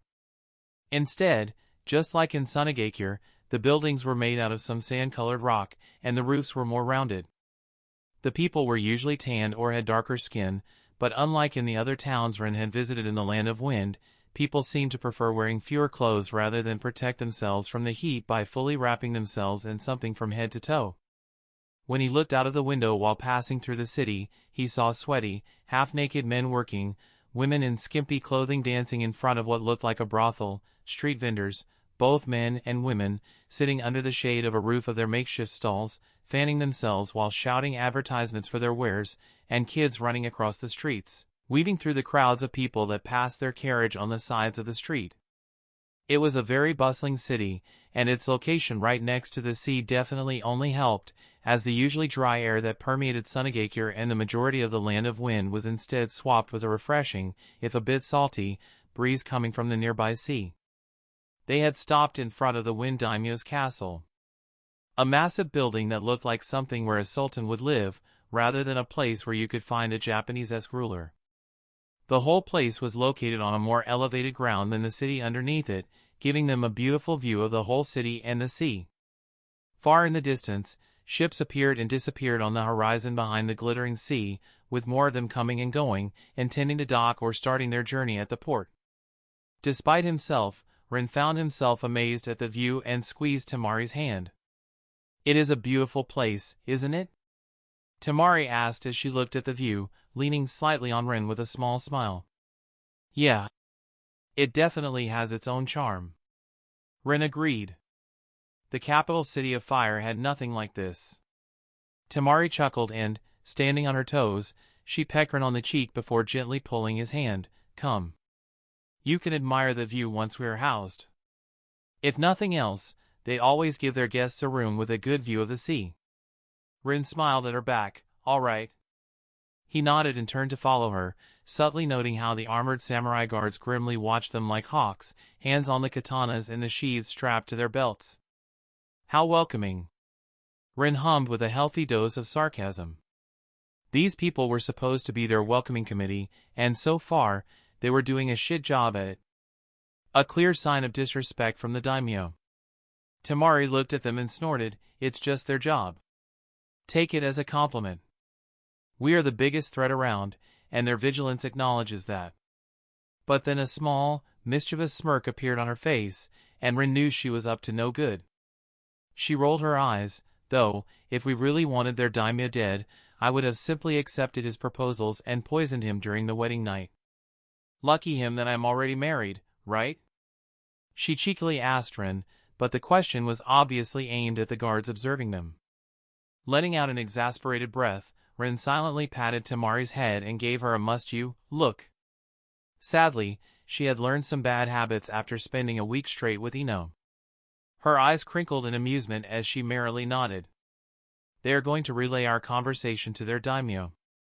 Maybe it will save us some unnecessary trouble," she said with an unrepentant shrug, completely ignoring the now irritated guards and their hostile looks. Rin inwardly groaned. She was not wrong. But also, she was making unnecessary trouble at the same time. Then again, what else did I expect from Raza's daughter? He inwardly grumbled, throwing an apologetic look at the nearby samurai, one that the arrogant asses promptly ignored. Some of them even narrowed their eyes at him. Well, all right. He was a bit irritated now, too. Nobody liked being ignored, and he was pretty blatant there. Turning back to Temari, who gave him an expectant look, he nodded in agreement. They wanted to be rude? Two could play this diplomatic game. Well, what are you waiting for? He spoke toward the samurai, "Do your job and lead the way, chucklefucks."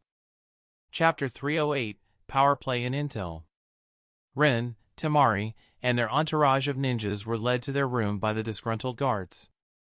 At first, they wanted to give Rin a separate room, but the attempt was feeble, and it was quickly shut down by Temari, once again mentioning their married status. When they entered their new abode, Temari wryly shook her head the second the door closed after them. Well, I guess we have the initial attitude probes almost behind us now. She sighed and slowly started pulling Rin through the room. Temari was a highly important guest, and their accommodations showed her importance. The guest room was spacious enough to fit his entire apartment back in Konoha twice over.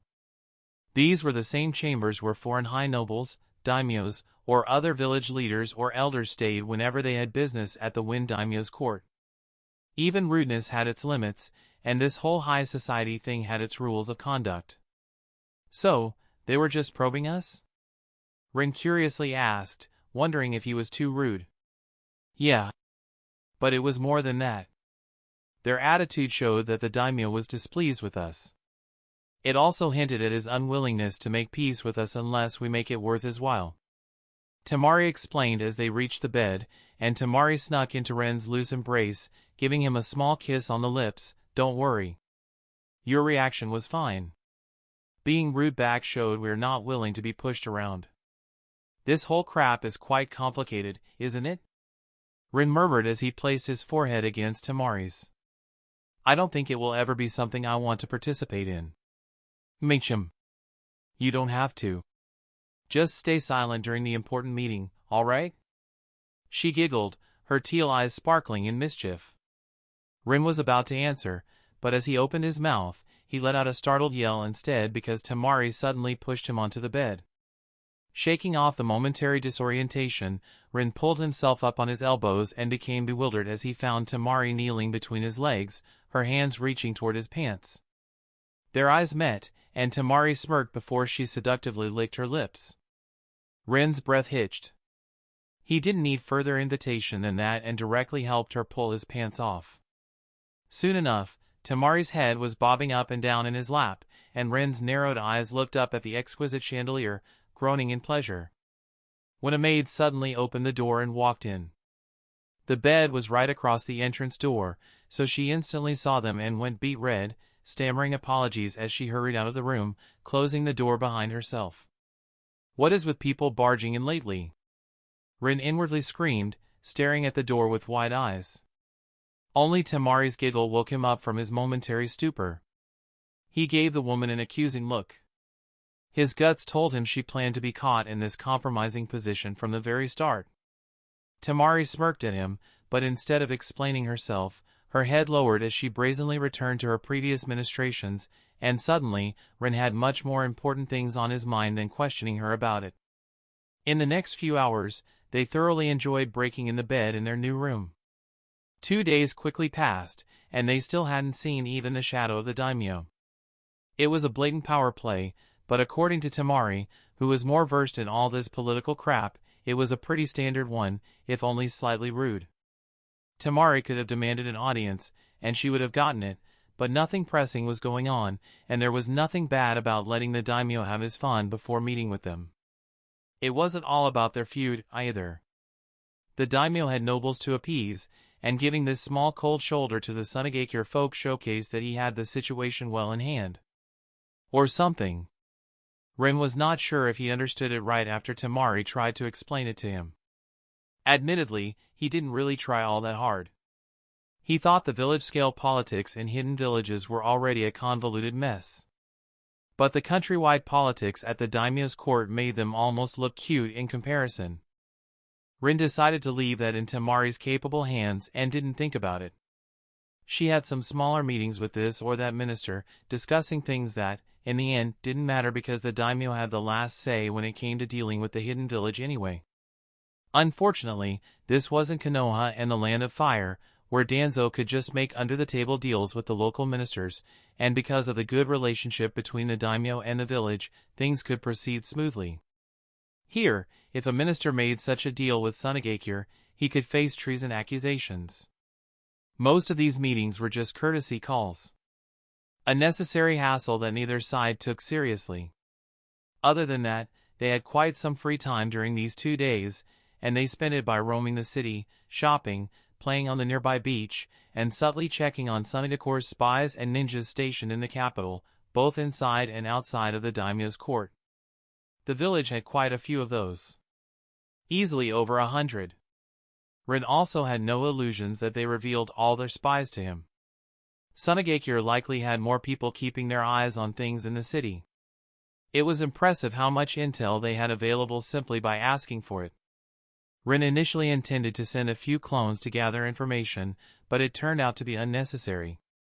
With at least one spy in nearly every single servant staff and every single mansion of a rich or influential person in the city, he doubted his clones could do much better than Sunagakure's spy network. For example, the daimyo favored his 2nd, 20th, and 36th concubine the most. The 2nd because she was very useful and was with him for a long time. The 20th because she was a great cook. The 36th because, ugh. The girl was 13. Let's just not think about it. Koichi Shido's favorite dessert was an apple pie because he loved apples the most. His 2nd favorite food was dango. And his 3rd was some sort of local sweet buns. If they ever wanted to poison the guy, they knew exactly where to put it. The Minister of War had a secret affair with the Minister of Finance's main wife. And his 3rd concubine. And his 4th concubine. And his 7th concubine. And all of his 4 daughters. And his 2nd son. The Minister of Finance had a nasty hobby of skinning girls alive. The Minister of Art was a young man who had a pretty nasty collection of poisons behind the bookshelf in his office at his home. Why? Because the man came from humble origins and his childhood sweetheart was one of the street girls who went to the Minister of Finance's mansion to earn some money by spreading her legs, only to never return. The young man worked hard to get to a high enough position to find out what happened with her. The Suna ninjas even found out that his earlier hopes were that she simply became a concubine of the Minister of Finance. But the world came crashing down on him when he discovered the Minister of Finance's nasty hobby and put two and two together. After that, the man worked even harder until he became a minister himself, praised far and wide for his diligence and whatnot. All to get a shot at killing the Minister of Finance. He was now nearly ready, too. Well, it was no business of theirs, so neither Rin nor the Suna ninjas intended to intervene. Rin even rooted for the guy. And if he failed, Rin decided he would have a clone pay one final visit to the Minister of Finance anyway. At least, the Minister of Finance was an outlier, rather than the standard for the land of Wind's nobility. They were not yet as depraved as the nobles from the Akame Kill Empire. Most of the intel on them revealed affairs, scheming against each other, underhanded deals, the usual stuff. There were a few slavers who were going to have an accident by the end of the month, but overall, it was all right. So far, Ren's time in the capital city of Wind was quite nice. The food was good, the atmosphere was fitting, the women were exotic, the gossip was nasty or amusing, and the feeble attempts of the daimyo's ninjas to secretly observe them were quite pathetic. There was nothing to complain about. Even if looking at the skimpily dressed dancers in the streets made Temari pout and drag Ren away a bit more forcefully than necessary. Chapter 309, Meeting the Wind Daimyo. Don't squirm so much. Temari gave Ren a mild reproachful look while gently straightening up small wrinkles on his kimono with her hands. Ren slightly grimaced, feeling small in that moment. Like a kid reprimanded by his mother. It wasn't his fault. He didn't wear his formal kimono often, and thanked the sage for that small mercy. The damn thing was somewhat tight and scratchy. Did I get fat? Ren idly wondered, but chased that thought away almost instantly. There was no way, right? He had seals that prevented such a thing. The kimono had definitely gotten smaller. Yes, that must be it. He subconsciously touched his stomach and found it still almost as flat as Sakura. There. Temari softly patted his collar with a small, self-satisfied smile before raising her gaze to meet his eyes. Now it looks perfect. Rin smiled back with a heartfelt thank you, as he gave her a quick and subtle once-over, inwardly noting with a quiet admiration how beautiful she looked dressed up for the occasion. With not much time to spare, they left their room and reunited with Kankuro, who had holed himself up in his room for the past 2 days, fully intent on tinkering with the new puppet techniques. If the meeting with the daimyo and the subsequent banquet were not so important, he would have no doubt refused to come out. Seeing the scowling boy pulling at the collar of his kimono, Rin had to suppress a smile. He would never tell the boy this to his face, but he kind of respected his dedication to the puppetry arts. Several other mildly important ninjas from Sunagakure with high positions waited for them alongside Kankuro. Rin didn't really bother to get to know them. While Temari started exchanging pleasantries and polite greetings with them, Rin pretended they did not exist as he stepped closer to Kankuro.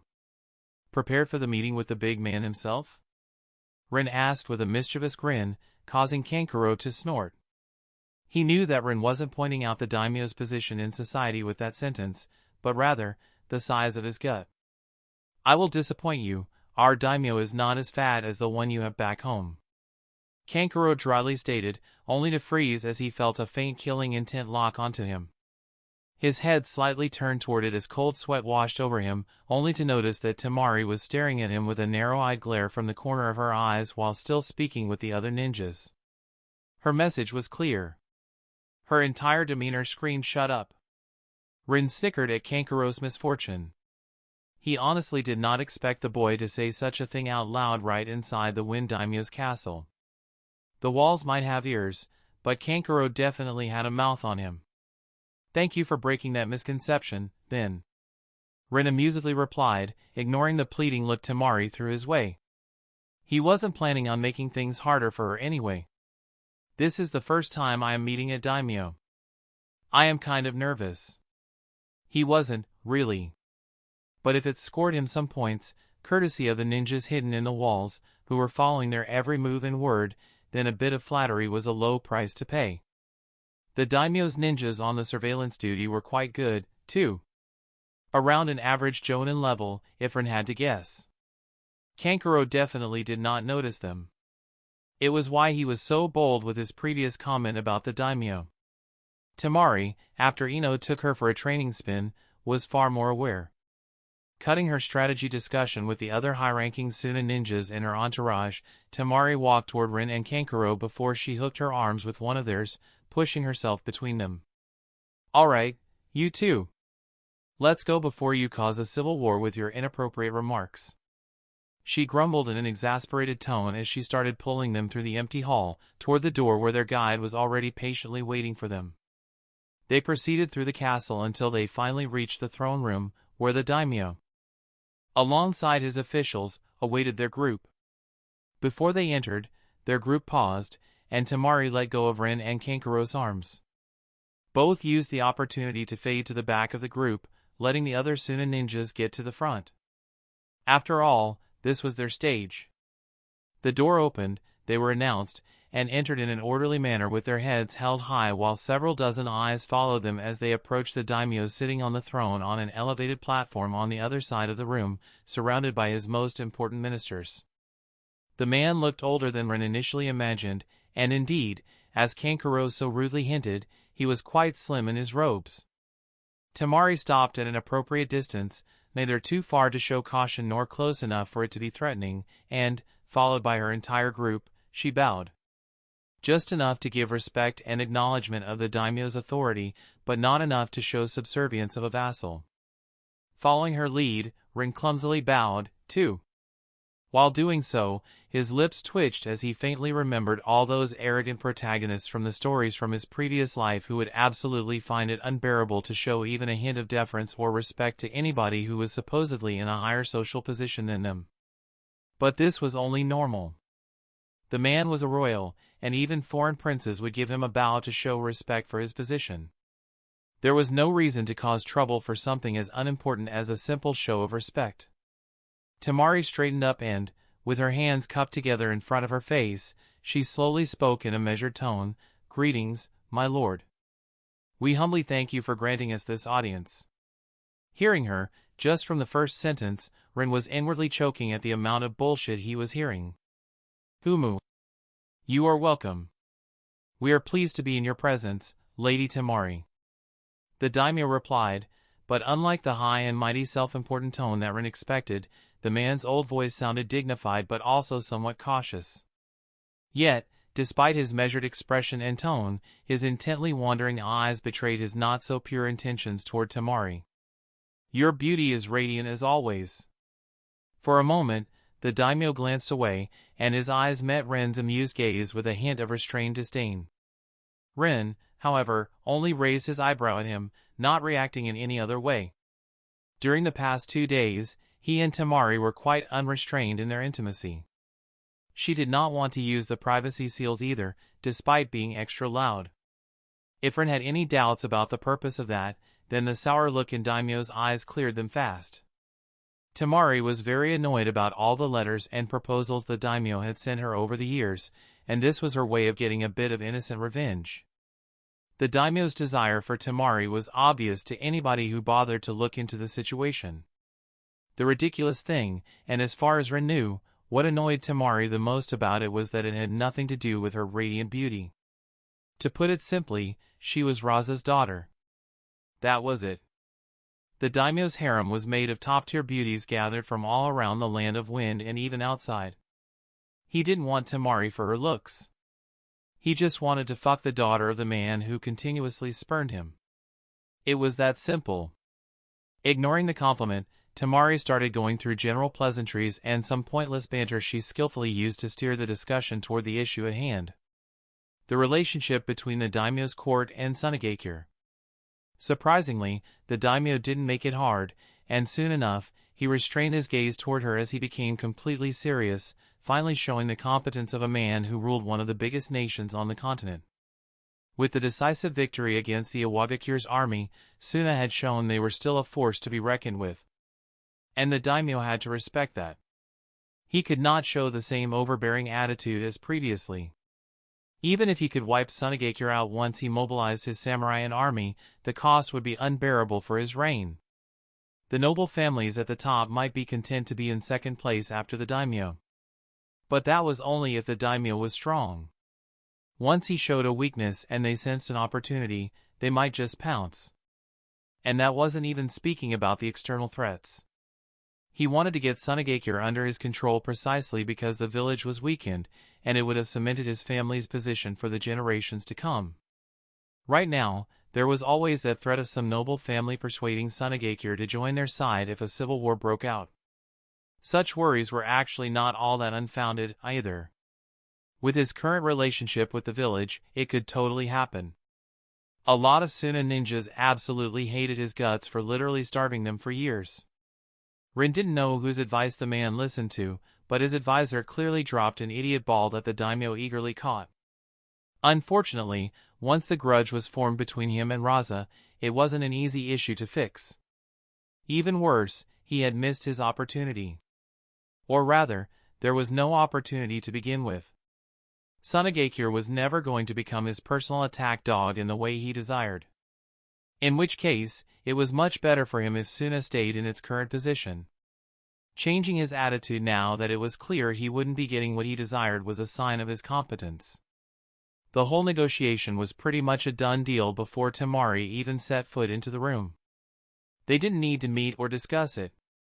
They both already had a very good idea how this was going to end. Everything else? All the showmanship around it? That was just trying to get additional benefits from each other. Their talk started, and Rin pretty much dozed off with his eyes open.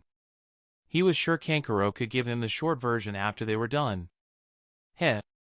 The poor bastard had to pay attention in case his input was required. Man, I can't wait for the banquet to start. Ren's mind wandered, thinking about what was to come after the negotiations. He couldn't help but feel a surge of excitement as he gulped, barely restraining a hungry smile. I wonder what delicacies they will be serving.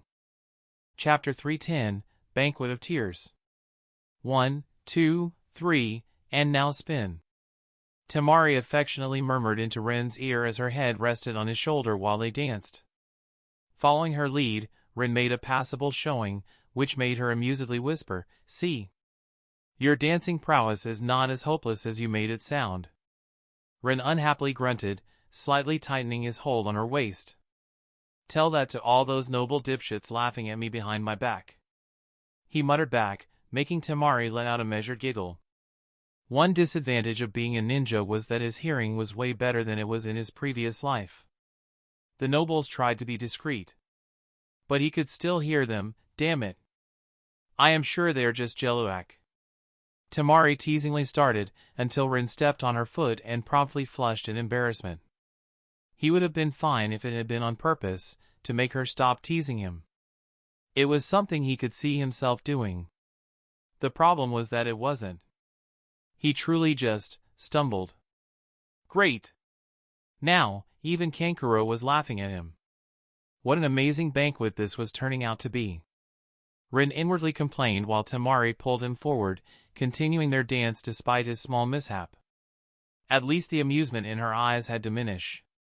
"So this is the stomping like an elephant technique Ino warned me about," Temari casually said, but her voice carried a bit of harmless ridicule. "Right."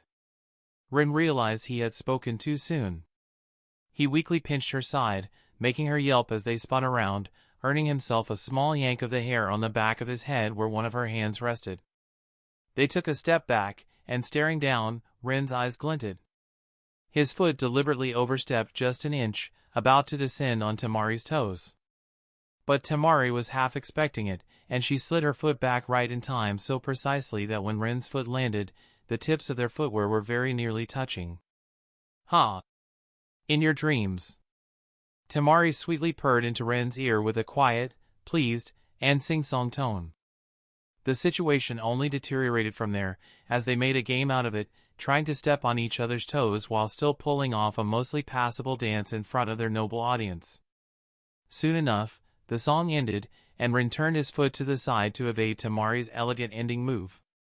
She went all out for that one, and instead of just trying to use the tip of her footwear like usual, it was the high heel that almost descended on his toes in a brutal stomp.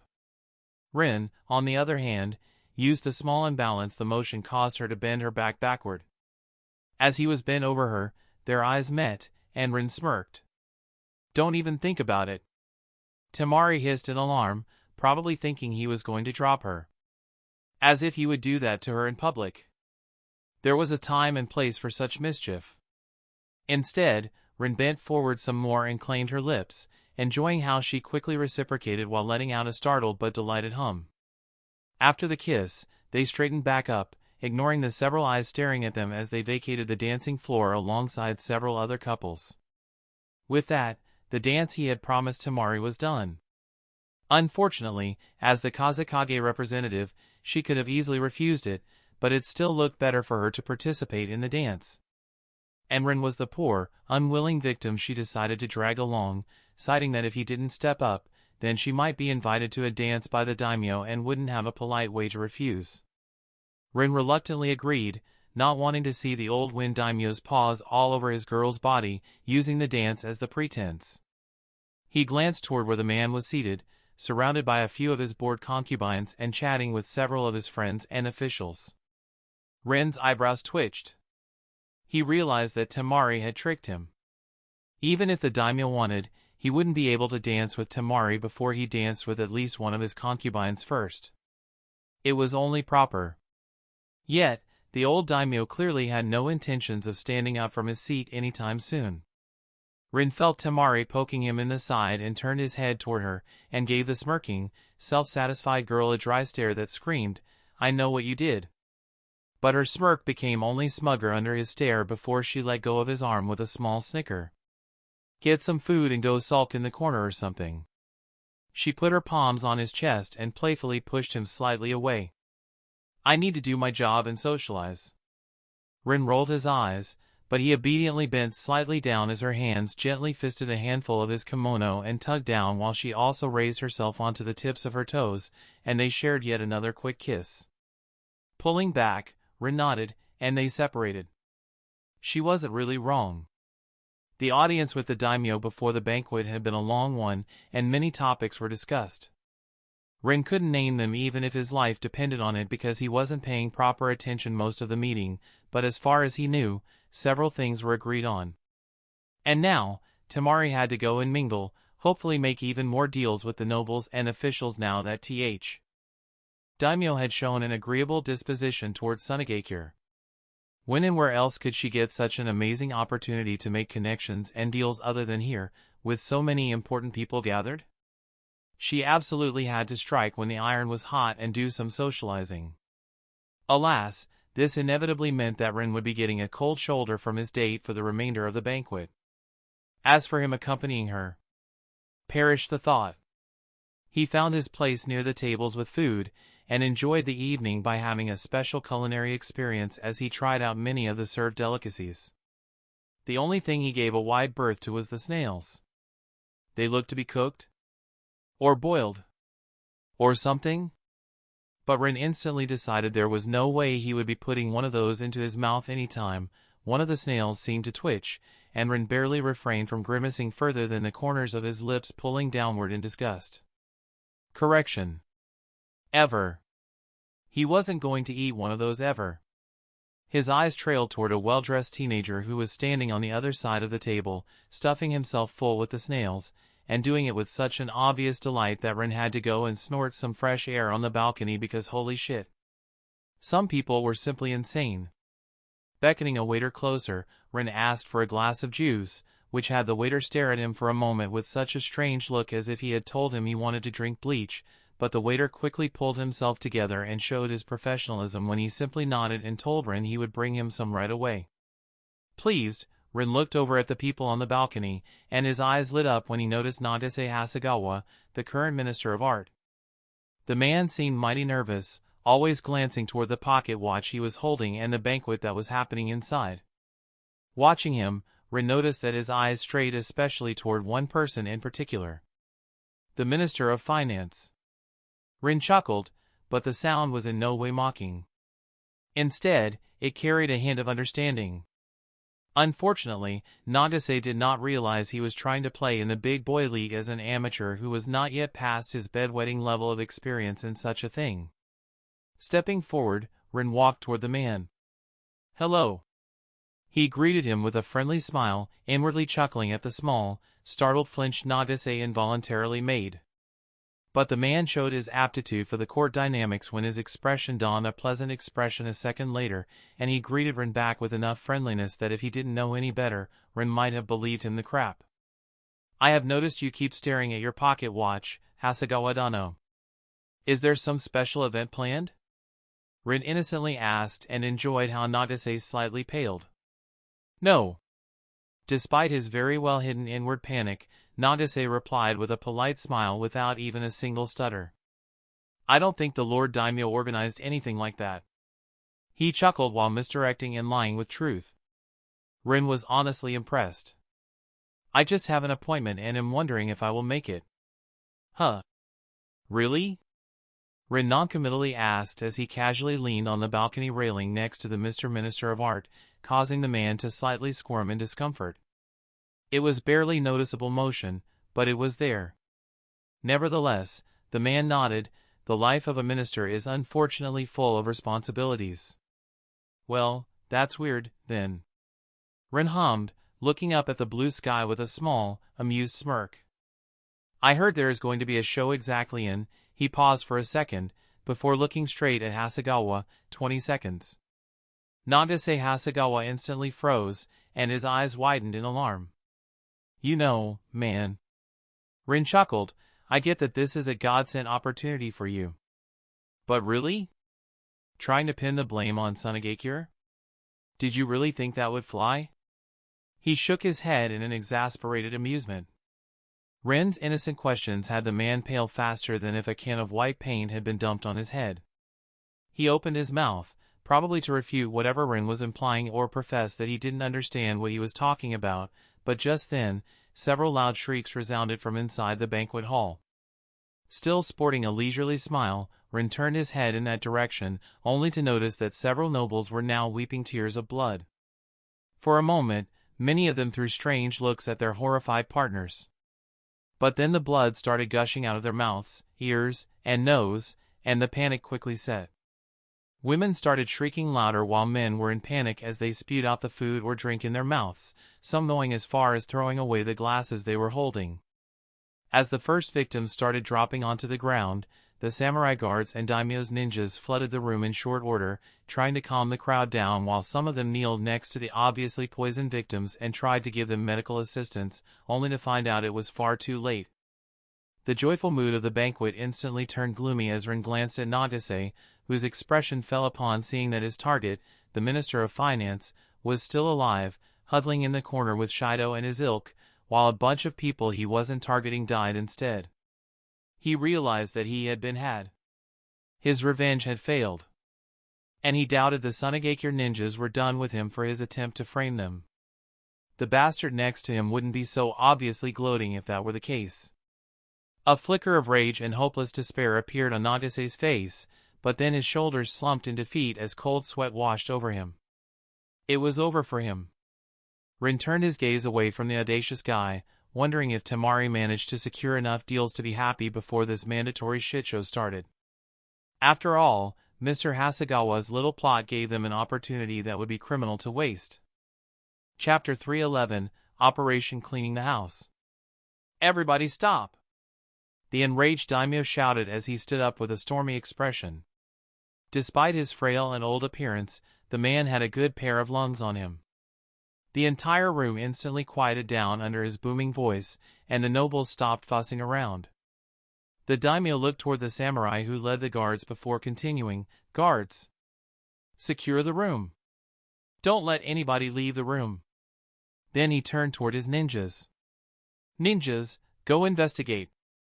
I want to know who dared to poison my guests at my banquet," he said with gritted teeth. Both the samurai guards and the ninjas saluted before hurrying to fulfill their orders. Seeing it, the daimyo let out an explosive sigh, suddenly looking tired as he turned toward the shaken guests. "Everybody else, please cooperate." He spoke in a softer voice. "I believe we will get to the bottom of this, and I promise you, the culprits won't evade justice." While his words were aimed at the crowd, his eyes trailed over the weeping women who suddenly found themselves with a newfound widowed status after today.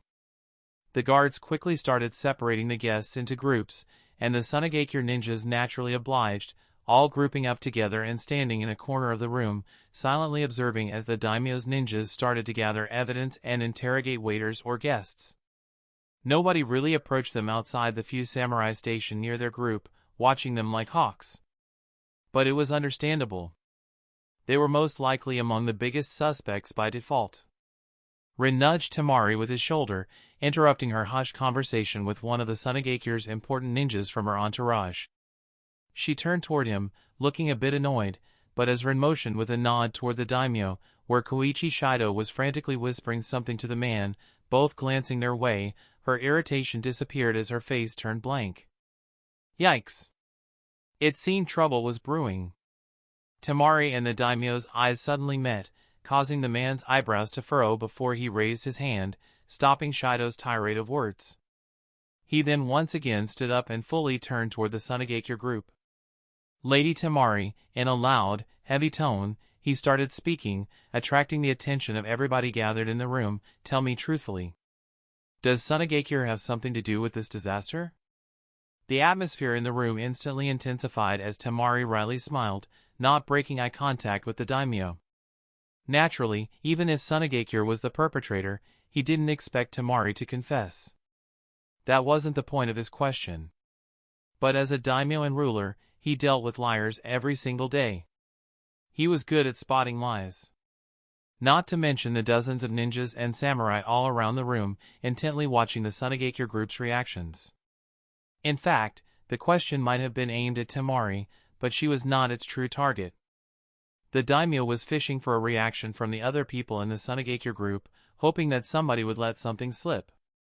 With all due respect, Daimyo Dano, Temari shook her head, a hint of exasperation sneaking into her voice. "If we wanted to assassinate these people, we wouldn't do it on a banquet hosted in our honor, now, would we? That does not make a whole lot of sense." The daimyo frowned. Her reasoning didn't move him much. When it came to ninjas, people who would kill their own mothers for money, in his opinion, who could really say what intentions they might have for doing anything? Nevertheless, he gave her a slow nod and sat down in his chair after his ninja standing behind him alerted him that they didn't notice any unusual reaction.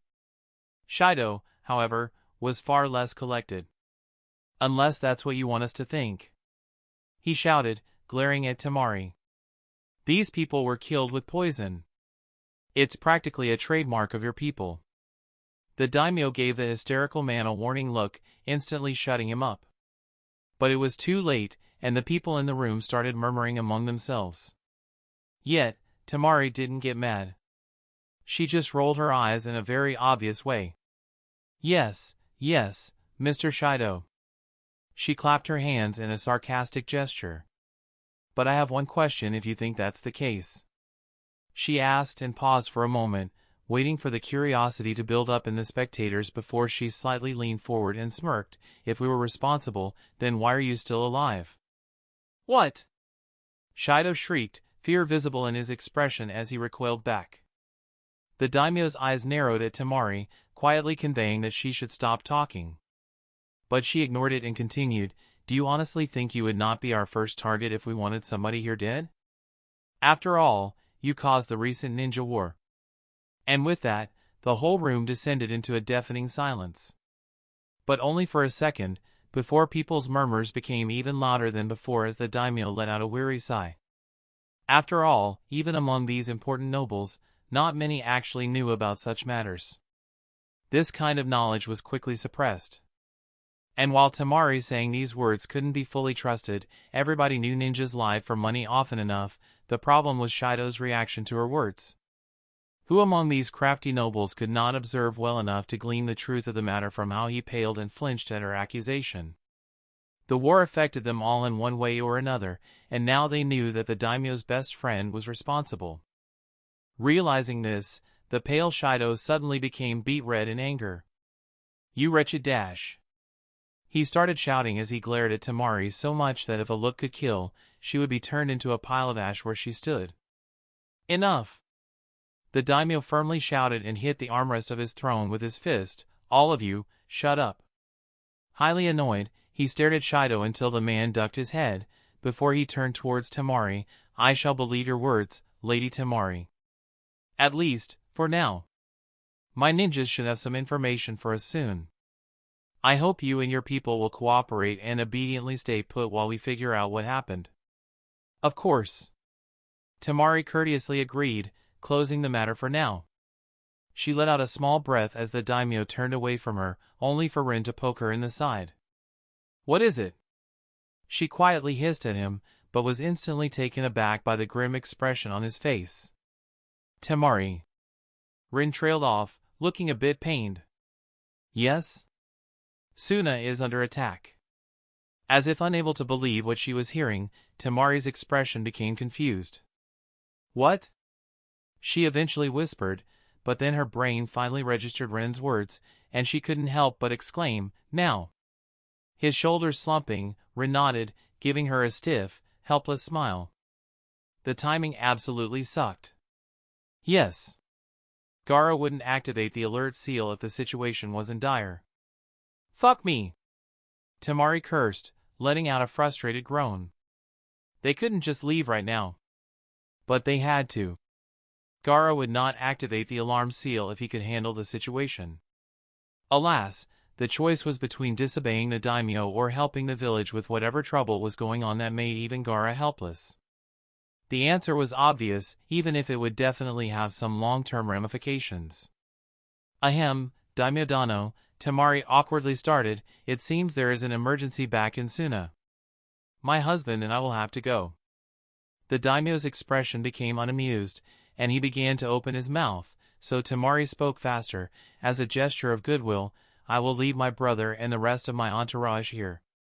I hope no harm will come to them because that would just make the already ugly situation even uglier. Have a good evening." "No! You are going now, Dash!" the daimyo ordered, but his words were cut off when he realized neither Rin nor Temari was in the room any longer.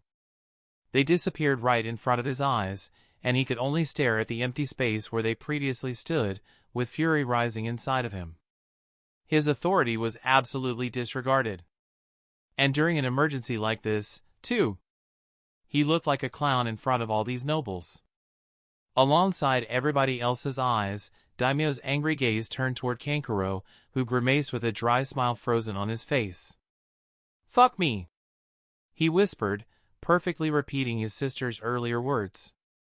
Fortunately for him, right at that moment, a few ninjas landed in front of the daimyo's seat and kneeled, pulling the man's attention away from Kankuro and his fellow Sunagakure ninjas. "Lord Daimyo, we have found out that the poison was placed on the inner side of the goblets." The lead ninja began his report, while Shido, next to the daimyo, stiffened. On its own, the substance is harmless, but when it comes into contact with certain parts of the sweet wind wine, it turns into a fast-acting poison. The daimyo's expression turned frosty as he asked, "Who provided the goblets?"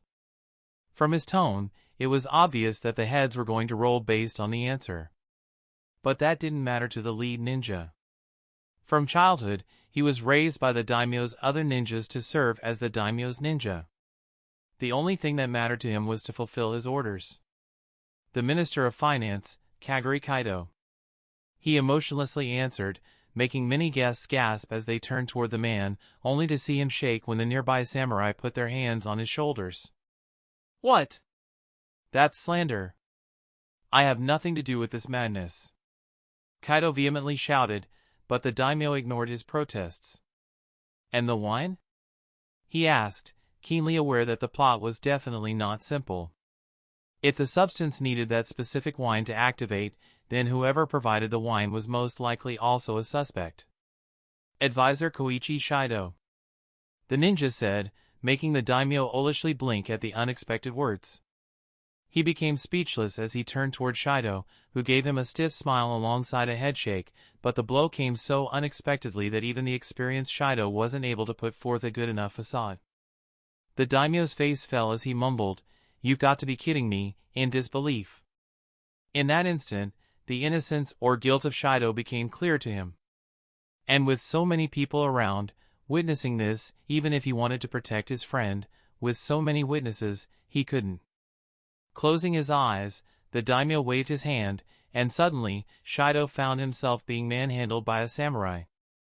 From the corner, Kankuro watched in mild disbelief at how perfectly Temari had maneuvered this event. As far as he knew, Hasegawa wanted to poison the Minister of Finance and pin it on Suna. Shido found out and wanted to use it to poison his political and business opponents while using Hasegawa as a convenient scapegoat. And after Temari found out through their spy network about Hasegawa's harebrained scheme, she just flipped the script on all of them. She made sure the victims were not the original ones Shido planned to kill, but rather the depraved dipshits with questionable hobbies among the nobles. Temari also had the hidden Sunagakure assets in the daimyo's castle to make sure the evidence would fall on people who deserved it, and voila, this was the result. Kankuro had a hard time believing it all went this smoothly. The operation cleaning the house was a major success. Yet, it was hard to be truly happy about it. As he glanced at the daimyo's frosty expression, he realized that this diplomatic mission might be a major failure. He kind of doubted the daimyo would feel very cooperative after today. And he was left behind to clear the mess. Just great. Kankuro groaned. He would rather go back to Suna and fight to the death. Chapter 312, Suna under attack. Temari and Rin teleported back to Sunagakure, still clad in a luxurious, formal wear, and stiffened at the devastated landscape that greeted them. After a quick look around, Temari's eyebrows furrowed in dreadful disbelief. She desperately wanted to ask Rin if he didn't screw up the teleportation coordinates. But she knew it was just wishful thinking. These devastated streets, the destroyed houses, she recognized them. She walked through this place just a few weeks ago. The whole place had corpses and body parts strewn all around, but they were all mostly half-melted or charred, as if somebody tried to flash-cook them. Upon the hellish sight, Temari swayed on her feet, and Rin supported her with his hands. "Stop!" He harshly rebuked her, jolting her back to reality from her downward emotional spiral. "We don't know how extensive the damage is. We can't see much of Sunagakure from here. Maybe it is just this district that was destroyed. There is no time for self-pity," he said with urgency, but inwardly, he was just as shaken as Temari. He didn't know what he expected when he teleported over, but this was not it. It seemed the situation was far more dire than he initially thought. But why didn't we teleport next to Gaara? Rin mentally muttered with a frown as he glanced around, only to notice a half-buried ceiling tag underneath their feet. Crouching down, he was about to pick it up when a massive explosion reverberated from the west. Rin and Temari's heads instantly snapped toward that direction, while the ground underneath them briefly shook. In their sight, at a distance that seemed to be a few streets away, they could see an enormous ball of condensed fire expand outward over the devastated rooftops. A second later, an even bigger wave of sand rose high into the air and dropped onto the fiery ball, completely engulfing it. As the sand met the fire, the air angrily hissed, and steam quickly filled the skies. The sand won the brief clash of elements, and the fiery ball was suppressed as it washed over it. Tons of sand crashed back down onto the ground, causing an even bigger earthquake than the previous explosion, while kicking up a cloud of dust above the rooftops. But the sand's victory was a close thing. As the ball of fire clashed with it, a lot of the sand was superheated, leaving behind a massive jagged glassy structure, reaching high above the streets. Under its massive weight, the glassy structure could not support itself, and cracks quickly spread all over its surface before it completely collapsed, loudly crashing down onto the Sunagakure streets below it. More clouds of dust were flung into the air, only for the resulting airwaves from the crash to disperse them as they swept through the surrounding streets until they reached Temari and Rin, smashing into them and forcing them to brace against it while their clothes and hair uncontrollably flapped under the wild wind. For a second, Rin and Temari glanced at each other, seeing the stunned disbelief at the devastating display in each other's gazes. They could not believe they were witnessing a day when some madman would release techniques like those inside the village. The civilian casualties alone must have been insane. They could only hope that Sunagakure managed to evacuate its residents in time. Yet, the moment of days quickly passed, and after sharing a small nod of understanding, they pushed against the ground, rushing forward, right toward the battlefield. As they neared the area, they stopped on the somewhat intact roof of a house from which they could clearly assess the situation. The second Rin saw the dark cloaks with red clouds on them. His face fell as he understood what this was about. In the eastern part of this district, Chiyo was having a group battle against Kakuzu, her puppets clashing with his masked thread abominations. The old woman was holding her own, but she was clearly on the back foot, sweating as she was getting tired from facing an S-rank ninja in a much better condition. In the western part of the district, Baki, alongside several other jonin, were in a clash with madly laughing Haiden, who already had his ritualistic black and white markings on his body, stabbing a kunai in his abdomen with an enjoyable smile as his malicious gaze stared at the poor Suna ninja who had instantly received identical wounds out of nowhere because he had failed to prevent Haiden from getting his blood. 3 puppets crashed into the man from behind, sending him hurling out of his ritualistic circle, but Haiden just snarled and rolled back onto his feet before he charged into the crowd of Suna ninjas with wild abandon as he waved his scythe around. The Suna ninjas panicked and tried to keep their distance from him, already knowing that letting him get their blood would be a fatal mistake. Unfortunately, Haiden might be the weakest member of Akatsuki, but that was only in comparison to other S-rank ninjas. When compared to the Suna jonin, he was holding his own. The battle was a stalemate. Because of the war, the village's defenses were not as sturdy as usual. Most of the strongest of Suna ninjas were still stationed near the borders or doing various war-related missions. Out of the dozen ninjas facing off against Haiden, only 4 were elite jonin. Between the evacuation of the people, saving the village's assets, and preventing the battles from spilling deeper into the other parts of the village, Suna could only muster this amount of resistance against the attackers. Even Chiyo was only assisted by 2 jonin against Kakuzu, but to him, these 2 might as well be harmless flies buzzing around. He barely paid them any attention.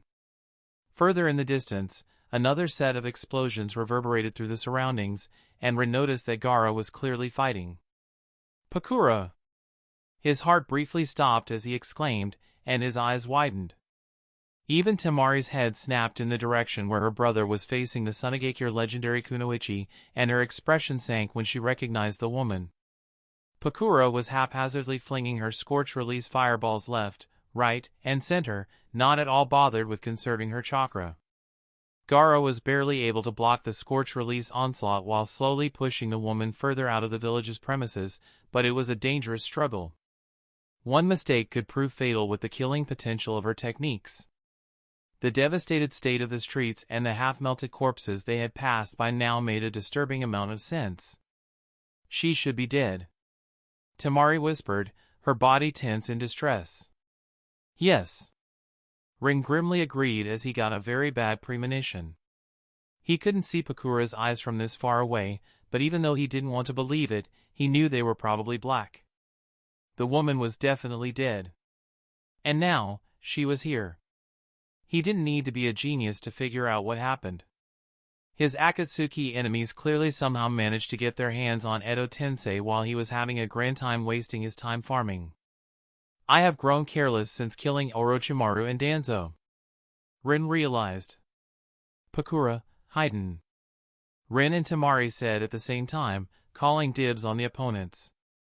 Rin had shared what he knew about the Akatsuki ninjas with his girls, and Temari knew Gaara was one of their targets. But after seeing the devastation caused by Pakura's casual scorch-release display, she knew she was no match for the woman right now. Chiyo, on the other hand, was doing just fine and will most likely stay that way for some time. But Haiden was slowly injuring his opponents. Temari's scorch-release techniques were uniquely geared to deal with him, too, so her choice was no-brainer. Rin, however, didn't have much of a choice, so he could only sourly pick Pakura. She was an Edo Tensei thingy, and he was a seal master. That pretty much sealed the deal. Don't die. He quickly kissed Temari on the cheek before disappearing in a body flicker, heading toward Gaara. Chapter 313, Gaara vs. Pakura. Pakura casually threw yet another ball of her scorching flames, perfectly holding their shape without even a wisp of flame leaking out. The intense condensation inside only intensified the heat projected outwards, making the whole thing deadly even at a near distance. Her panting opponent could testify to that. Just like every other time, the red-headed boy who reminded her of young Raza blocked her technique with a truly ridiculous wave of sand, making the air scream and sizzle when their attacks met. She inwardly chuckled and couldn't help but feel genuine admiration. By now, the boy was managing to stop her attacks before they could get close enough to him. He learned fast. That was good.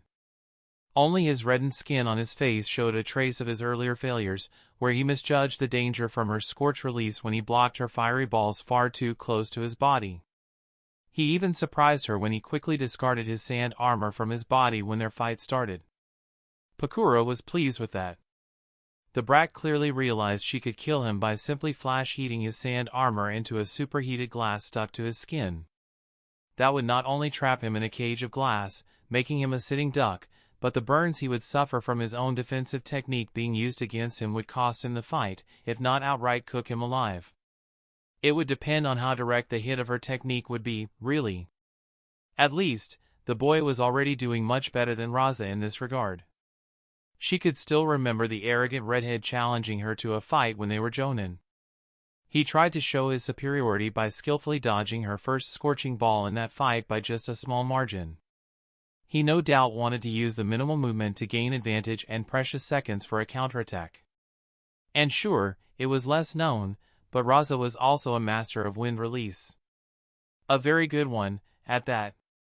He had a wind technique that could regulate the temperature for his body, nullifying the effect of the scorching heat her balls emitted. Pakura was almost flattered when he acknowledged that he created it to counter her before the fight. Well, he was more or less bragging, but the thought still counted, in her opinion. In theory, his logic was sound. His approach sounded reasonable. The result, however, was that while his body was immune to the heat of the scorching ball he dodged, his golden sand was not. It directly liquefied under the enormous heat and became superheated. When Pakura's scorching ball flew into the distance, and the temperature lowered, the gold started to solidify once more, but by then, Raza was too busy screaming himself hoarse in horrific pain as his golden armor that covered his back was now molten, scalding him while melting into his melting skin. The fight was over in 5 seconds. It was the fastest one she had in her life. The Suna medics needed a chisel and 5 hours of persistent work to chip away the solid gold from Raza's back before they could finally start healing it. Yet, despite their best efforts, Raza still incurred a massive, lifelong scarring covering the majority of his back. In hindsight, Pakura realized that this might be why he hated and feared her so much. She was his natural counter. But back then, she didn't think about it. If she could, she would have let out a regretful sigh. That was her mistake. Similarly, she was also a counter to Raza's son, whose sand turned to glass near instantly upon coming into contact with her scorch release. The only reason he pushed her back and out of the village was that she was internally fighting against the control her summoner had over her. She couldn't do much. She couldn't even talk, or she would at least try shouting some advice to the brat. She might be displeased with his father enough to consider some lethal payback, but Sunagakure, her feelings for her village were bittersweet. She spent her entire life fighting for it. She killed, bled, and eventually died for it. And now, in her afterlife, she was supposed to silently accept being used as a weapon to destroy her own village. Screw that! Yet, her struggle was mostly meaningless. No matter what she did, her body acted on its own. She could at most underpower her techniques, and even then, just slightly. It was enough to let him push her out of the village, but he was still struggling against her scorch release. The previously sand-filled dunes in their battlefield had long been transformed into thick, jagged, glassy terrain due to her indiscriminate attacks.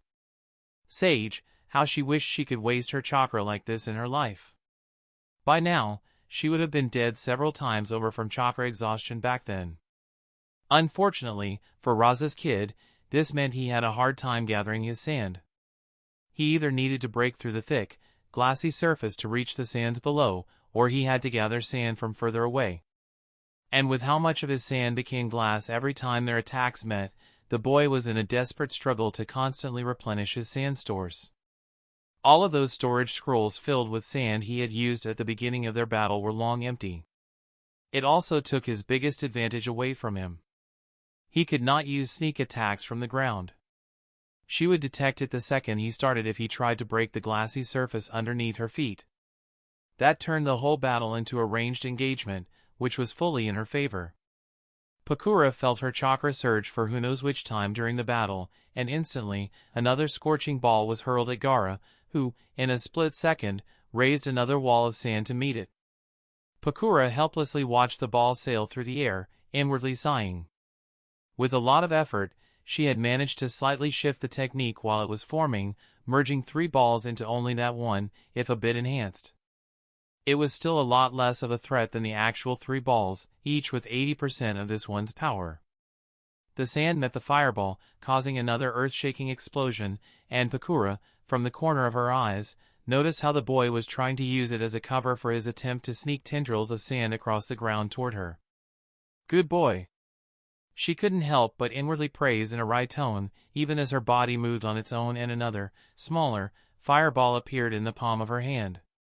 Pakura tried to will her arm to jerk to the side, but her limb disobeyed her mind, and the scorching fireball was launched toward the sneaky tendrils of sand, instantly vaporizing them in one go before her eyes trailed back toward the panting redhead.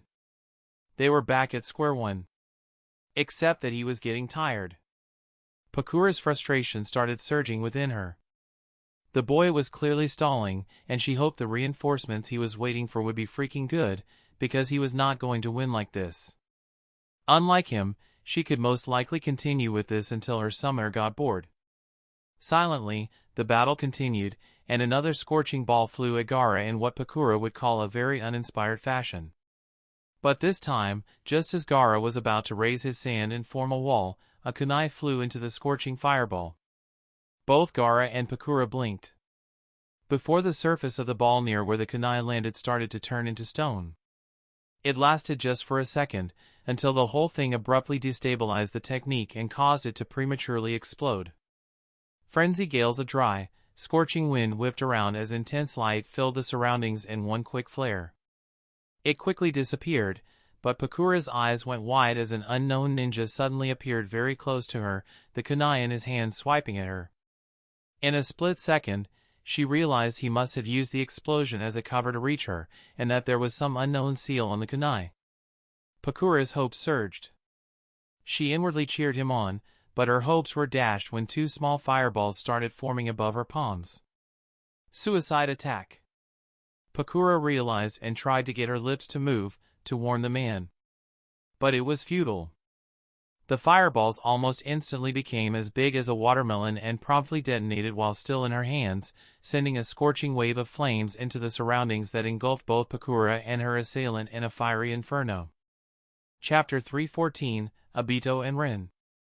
Seeing the 2 fireballs forming in Pakura's hands, alarm bells went off in Ren's mind, and he instantly turned intangible, just in time to avoid the scorching explosion that followed. For a short moment, his sight was obscured by a deafening surge of light all around him, almost disorienting enough to make him falter on his feet. But it cleared out quickly, and Rin was greeted with the sight of an empty glassy plain, Pakura no longer in front of him. A subconscious shudder went down Ren's spine as he realized she had vaporized herself in the suicide attack. And with no hesitation whatsoever. If I didn't have my intangibility, Rin gloomily thought, thinking about how Ino or Hinata would fare in his place. He didn't like that the answer his mind supplied was, not well. There was a real possibility that they would have been dead or fatally injured by such a ruthless surprise attack. Especially considering their preference for close-quarters combat. But as 2 seconds passed, something like ashes appeared in front of Rin. His eyes furrowed with frustrated realization as these ashes started to multiply, enlarging into bigger shapes. He recognized that this Pakura was indeed an Edo Tensei construct, and her body was quickly putting itself back together. His eyes gleamed, and he gripped the sealing kunai tightly in his hand before lunging again forward. The reconstruction of an Edo Tensei body was fast, but not fast enough. The tip of his kunai glinted in the air as it rapidly fell toward Pakura's reconstructed torso and her half-reformed head. Rin was about to drive it deep into her when his instincts once again screamed danger at him. Rin went automatically intangible, just as the space where he was located started swirling. He flew out of the mid-air spatial swirl, completely unaffected, and his kunai sank into Pakura's half-formed body without finding any purchase as it phased through her, followed by Rin's body. The swirling place started sucking her body in, only to abruptly stop a moment later, which ripped her half-formed body again in two, the disappearing swirl swallowing one piece while the other was thrown onto the ground by recoil hard enough to make it crack. Rin landed on the ground behind Pakura and pivoted on his heel, toward the place where he felt a new chakra signature. And as he had already expected, Obito, the bastard who had almost sneak-attacked him, stood there. Rin had to admit Obito's ambush timing was incredible. He was about to deliver a finishing blow, and his guard was at its lowest point at that moment. Not to mention, many would hesitate in that situation, desiring to finish the helpless enemy in front of them before dodging. But even a small hesitancy would have been fatal there due to Obito's kamui. Tendrils of sand rapidly whipped through the air, straight into Obito, intending to bisect him with the sheer speed they moved at, but they only harmlessly passed through him, while he unhappily clicked his tongue when his attack failed. Rin glanced at the reforming, defenseless Pakura near him, and took a step toward her, only for another swirl in space to appear, swallowing her whole. Looking back at Obito, Rin clicked his tongue. There went that plan. The tension in the air intensified as Gaara, Rin, and Obito stared at each other with apparent hostility, all weighing their options for the following offensive. It was Obito who broke the standoff. His mask turned slightly to the left, toward Gaara, showing who his target was, and before either Rin or Gaara could react, he disappeared in a burst of speed, rushing toward the Suna Jinchuriki. Gaara recoiled back as Obito suddenly vanished and appeared in front of him, his hand reaching toward his unprotected face. The sand around Gaara reacted, surging up in spikes that only phased through Obito. The tips of his fingers, gleaming with chakra of unknown technique, were almost brushing Gaara's forehead, and Gaara's sand spikes were nearly out of his body. But then Ren's kunai suddenly entered Obito's skull, forcing him to stay in his intangible state longer and phase completely through Gaara. Even as he exited the redhead from behind, more kunai peppered him, courtesy of Ren, while Gaara jumped toward Ren, widening the distance behind himself and Obito, breathing hard as he realized the enemy almost had him. Briefly glancing at Gaara, Ren felt complicated. He wanted nothing more than to tell the boy to get the hell away. That he could fight Obito. The fight would be more or less inconclusive anyway, with both of them using intangibilities so liberally. But it was not to be. If Gaara ran, Obito would follow, and... Rin suddenly blinked, and his nearly lips twitched into a smirk as he got an idea. Gaara, he started, getting the boy's attention. Smiling at him, Rin put his hand on Gaara's shoulder as he uttered a simple, yeet. And Gaara suddenly vanished right in front of Obito's eyes. Still grinning, Rin looked back at Obito, only to find him clearly simmering in anger. If you grind your teeth so much, you won't have many in old age. He casually started a conversation even as he discreetly began feeding his chakra into the seal etched on his right glove. Yatsuba Rin. You are a thorn in our plans. Obito coldly replied, his body coiled for a strike, but they both knew it was futile. Both of their objectives had failed. Rin wanted to seal Pakura, but Obito took her away, keeping her in reserve for another battle. Obito wanted to get his grubby paws on Gaara, but Rin sent him away, and Obito had no way of knowing where. Almost feeling Obito's stormy mood from his presence, Rin donned an easygoing smile and asked, "Is this the time when you will narrate your nefarious plot and offer me cookies in exchange for joining your dark side? Because man, your offer better be good after all this. Maybe if you get on your knees and bark, I might consider it." Despite Rin's playful and provocative words, his eyes were cold and held none of his easygoing attitude. He had no idea how much of Sunagakure was trashed, but from what he had seen so far, the damage was extensive. At least a few districts were demolished. Rin had spent months trying to pull this sage-damned, rat-infested, desert hellhole back on its feet. He made it his mission to improve its situation as it was his new home.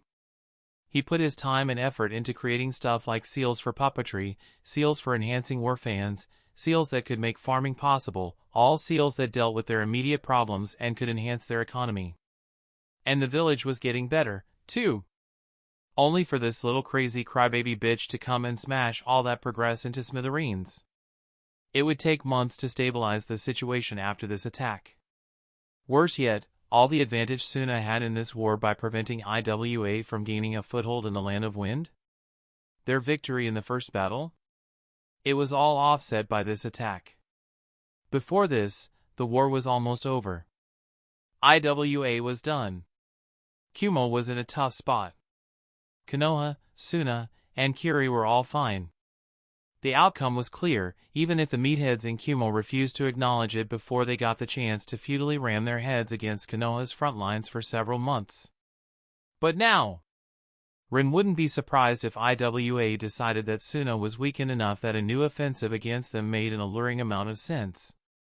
They had to recoup their massive losses from the war somehow, and as the retarded ninjas they no doubt were, their first thought would be to go for another war now that they would smell blood in the desert. Silent for a moment, Obito suddenly spoke. "You should watch your back, bastard. Your days of gallivanting in your childish Akatsuki costume as a fake version of me are over." He seethed as Ren's heart turned cold. A bead of sweat appeared on his temple. How does he know? He inwardly freaked out for a moment. Even his eyes involuntarily scanned the sky, looking for any trace of pain. Only when he saw none did his heart calm down. For a moment, he thought Sunagakure was going to get Konoha treatment because of him. Now properly wary, Rin forced a contemptuous smile on his face. So, you found out. And?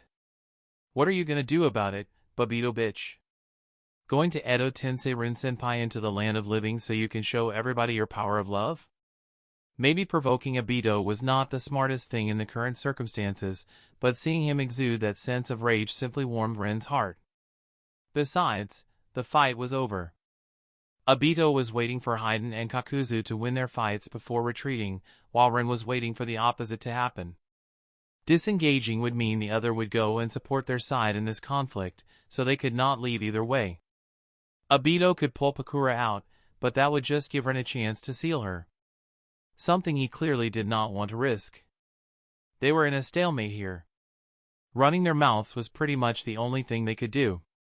When you least expect it, "I am going to dash," Obito hissed in an ominous voice, but he suddenly stopped when he felt several presences approaching them at high speed. Rin chuckled. The battered Temari, Chio, and a few other Suna ninjas Rin did not recognize landed behind him, signifying that both Kakuzu and Haiden were defeated. Temari did not wait and swung her war fan, producing scorching winds that blew straight at Obito, but he didn't bother dodging even as the land around him was ravaged by her technique. He just stood there, all fine and dandy, waiting it out. Gritting her teeth in frustration, Temari adjusted her grip on the war fan and was about to swing it again, but Rin put his hand over hers and stopped her in her tracks. She looked at him, and he briefly shook his head, giving her a look that allowed her to calm down a bit and observe their enemy. He was still in a pristine condition. Her techniques did absolutely nothing. "Obito, your associates are done. You lost. Just go back home," Rin said with a sigh, appropriately switching his attitude and wishing to avoid a battle now that the situation had changed. It might have seemed that having those additional Suna ninjas behind him was actually an advantage. But that wasn't how this thing worked. Against Obito, they were a handicap. Rin would prefer if they hadn't shown up. Unfortunately, he couldn't exactly show in front of Obito just how troublesome their presence was. Obito and Rin coldly stared at each other for a few tense moments. But then Obito chuckled. "And if I want to kill some people you care about before I retreat?" he asked as two kunai fell from his sleeves into his hands while Rin inwardly groaned, cursing his rotten luck. Chapter 315, Versus Obito. Ah, sure. Rin involuntarily spoke, but Obito was already dashing forward, straight and high dash. No. At Temari. A jolt of fear surged in Ren's heart as it skipped a beat. His body snapped into motion, and his hand landed on Temari's shoulder before he even realized it. By then, Obito was already upon her, the steel of his kunai almost biting into her body, only to phase through as Ren flooded her body with his chakra and made her intangible alongside him. He knew it was possible. But he had never done this before. The strain of untrained application of his seal nearly made him keel over. He had no doubt wasted so much of his chakra that calling himself a sensei in front of Hinata and Ino the next time they met was probably going to make him blush in embarrassment. But through sheer willpower, Ren pushed it away, only letting out a groan. Still, his momentary falter in attention caused Ren to miss the smoke bomb Obito had dropped underneath Temari's feet before he started phasing through her. The smoke bomb went off, flooding the area with thick clouds of smoke, and Ren heard from behind how Obito forcefully pushed against the ground, hurling himself away. His sensory abilities snapped into action, and his eyes widened. Obito headed directly in the direction of the other Suna ninjas. Gritting his teeth in frustration, Ren ignored Temari, whose mouth started to open. He didn't have the time or leeway to waste. Through the hand on her shoulder, he instantly inscribed a seal on the girl. Wadash. And before she could even finish her first word, she disappeared as Ren hurled her through the space to give Gaara some company back in the little garden. Ren was sure he was going to be hearing a lot of complaints later on, but he decided that was a problem for the future Ren. The current Ren had bigger problems to deal with. Pivoting on his feet as his body lowered into a run, Ren went tangible again, his hands already finishing a short sequence of hand seals as he blew a short blast of wind from his mouth that immediately blew the smoke away while chasing Obito. But the man's head start meant he was already in front of Chiyo, who quickly positioned one of her puppets in front of her, about to block Obito's kunai swipe. Ren's chest tightened as he understood that she had no idea about Obito's abilities and expected the puppet to block the blow. His mouth opened in warning. But it was too late. Obito's kunai phased through the puppet's arm as he sidestepped it. Chiyo noticed and instantly tried to move backward, her feet shifted, her arms snapped forward in an attempt to block the incoming kunai, and even her remaining puppets shifted into motion. Obito was faster. Chiyo could only watch in wide-eyed, astonished disbelief as her blood spurted from a large gash in her neck, painting her raised arms red with her blood. The various weaponry of her puppets finally reached Obito and pierced his body, but he simply let go of the kunai stuck in Chiyo's neck and went intangible, making the attacks easily pass through him before he jumped to the side. Ren arrived near Chiyo just as the old woman crumbled to the ground alongside her puppets, the kunai still stuck in her neck. He outstretched his hand, intending to seal her in a time stasis seal in hopes that a medic could save her later. When the kunai let out a subtle but unmistakable hiss. On instinct, Ren went intangible just a split second before the hidden exploding tag inside the kunai exploded, creating a hail of metallic shrapnel and turning Chiyo's upper body into a rain of bloody chunks of charred meat and fractured bone. Something in the bewildered expression Ren wore probably amused Obito to no end, because the man started laughing in amusement, pulling the intangible Ren out of his shock. Ren's head angrily snapped toward Obito, and a blue beam of concentrated cold flame shot from the seal inscribed on his right glove, but unfortunately, Obito once again just phased through it. Ren didn't stop. He couldn't have used this attack before for fear of hitting Chiyo. Even if he didn't hit her directly, the cold beam would still grievously injure her. Fat load of good that did him. The old bent was now dead. Blast after blast, Ren shot blue beams at Obito, forcing him to stay intangible while he slowly moved toward the remaining Suna ninjas who were watching the fight like idiots. To give them credit, the whole battle lasted barely 5 seconds so far, and they most likely had no idea what to do here. They snapped out of it quickly enough, courtesy of their Jonin-level experience, and Obito found himself under a rain of kunai and shuriken. But he still wasn't leaving. Ren's expression darkened as he finally reached the remaining group of ninja. The seals on his gloves burned, not made for such relentless and repeated use in a short time. The beam was supposed to be his hidden trump card. One-hit kill, unexpected technique. It was the quickest attack in his arsenal, which is why he was using it against Obito. But the material was rapidly approaching its limit, and the gloves were at risk of falling apart at the seams in the next few seconds. Feeling helpless, Rin sent one last beam at Obito before swiftly turning toward the Suna ninjas as two clones burst into existence behind him and started hurling exploding kunai at Obito to keep him busy.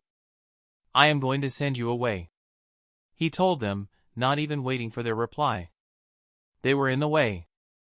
Once Rin didn't need to protect them, Obito was either going to retreat or he would continue fighting, but at any rate, Ren's current disadvantage would disappear with their presence. Reaching out, Ren's hand landed on the nearest Suna ninja. He focused on the seal. His free hand suddenly shot forward and grabbed the wrist of the ninja he was touching before the man's kunai could dig into his abdomen. Ren's head snapped up in alarm, and he flushed a bit of his chakra through the man's system, freeing him from the Jinjutsu. But right in that instant, two other Suna ninjas attacked their comrades from behind. One managed to evade in time despite the ambush, one now sported a new piercing straight through his kidney, but was alive, and the last one, a Chunin that had no business being here, didn't even react until a kunai severed the spine at the back of his neck. The situation instantly turned worse, and Rin couldn't help but let out an aggrieved, "Motherfucker." 3 more clones sprang into existence around him, about to rush toward the Jinjutsu-controlled Suna ninjas, but before they could reach them, the ninjas hit each other in the head with the weapons they were holding, killing each other. Ren's cold rage intensified as he teleported the ninja he was touching to the little garden while his 3 clones managed to transport the other 2, still alive, Suna guys. The corpse of the Chunin was left where it was, as Ren didn't have the chakra to waste. Finally, all obstructions were removed, and Ren could fight without worry. Turning around, he gave Obito a cold glare as 2 kunai popped into his hands from his storage seals on his wrists. Both kunai were inscribed with seals with various effects. Ren was eager to try out what would and what would not work against the Uchiha bastard. One of his clones popped out of existence, or at least, it looked like it, but in truth, he went to the little garden to make a plan with Gaara. Pakura might hard counter the boy, but the boy would be a massive inconvenience for Obito once he flooded the entire battlefield with sand dust. But just as Ren was prepared to cut loose, Obito let out a chuckle. "Hee hee. I am done, Oniai-chan. See ya," he said in his cheery, Tobikuin voice and waved at Ren before his hand curled into a fist, and he outstretched his middle finger at Ren. The space then swirled around Obito, and he teleported away, leaving Ren standing alone on the battlefield, staring at the empty place where Obito stood just a moment ago with a blank look and a whole lot of anger that had nowhere to go. Ren closed his eyes and took a deep, calming breath. This was a draw, he decided. Obito and Akatsuki didn't get what they wanted and were repelled. Ren's side didn't lose. It was fine. Absolutely fine. But his eyelid didn't cease to twitch. Chapter 316, A Contingency Teleportation Seal. Ren inwardly sighed as he and the survivors from the clash with Obito walked through the demolished parts of Sunagakure, heading toward the center of the village where the thankfully untouched Kazekage Tower was located. Unlike when he and Temari arrived, ninjas and civilians alike were busy running around, doing various things as they slowly started to clean up the streets. It was chaos, but a good one. The village looked alive despite its devastated state and gloomy atmosphere. Temari clutched Ren's arm, nearly hanging off from it as if it were her lifeline, while tears involuntarily flowed from her eyes.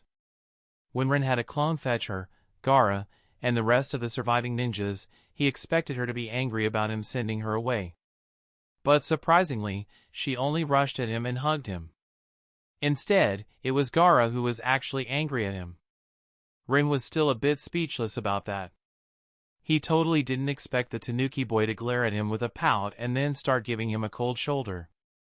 In a way, he guessed it was adorable in that a lil bro is mad kind of way. But Ren wouldn't apologize.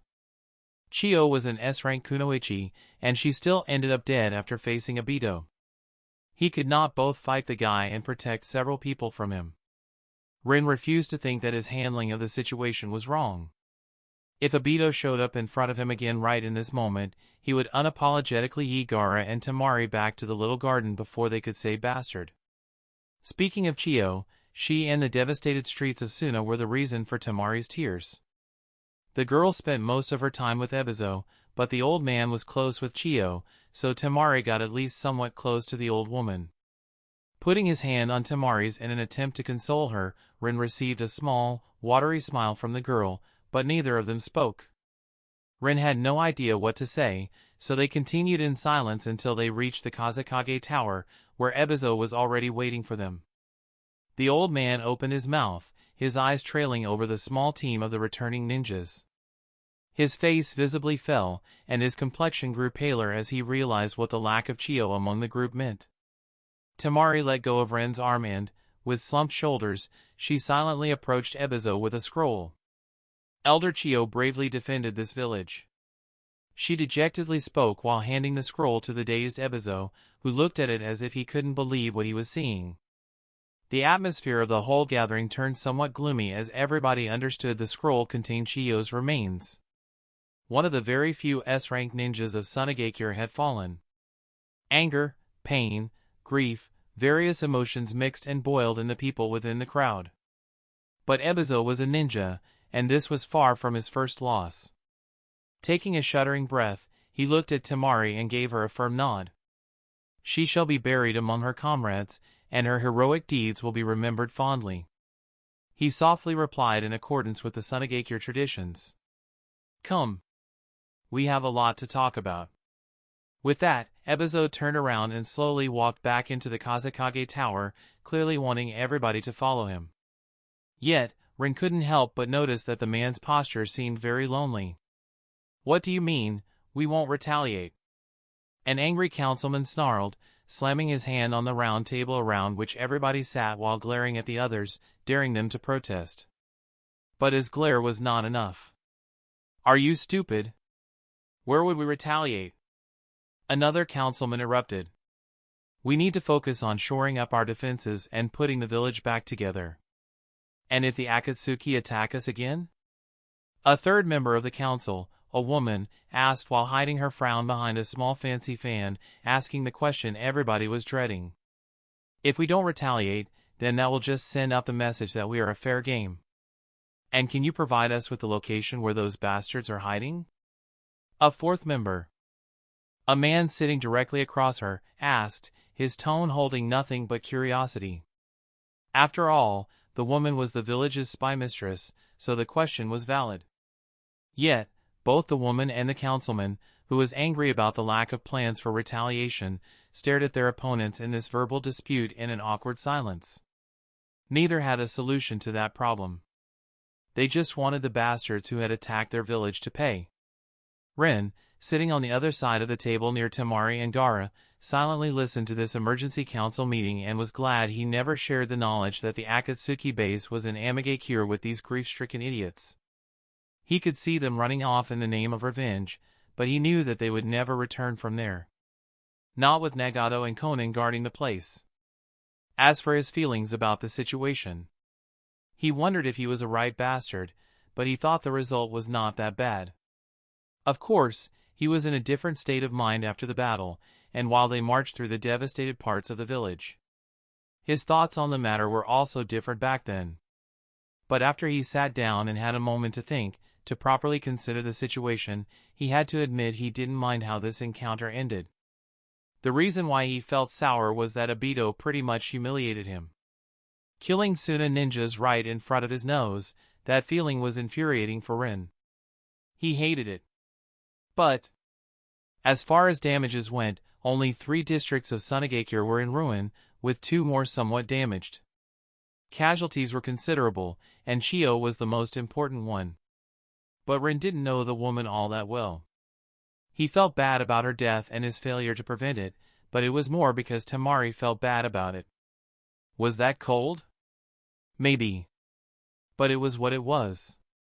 In exchange, 2 Akatsuki members, Kakuzu and Haiden, were dead. Permanently. And their remains were sealed, so no Edo Tensei fuckery could happen with them. That was at least something. As the Suna council descended into bickering about the crisis, Rin was instead considering countermeasures and thought about the seals he would need to quickly develop. He didn't want to ever be in a situation where he could not shut Obito down in a fight. Unfortunately, it was easier said than done.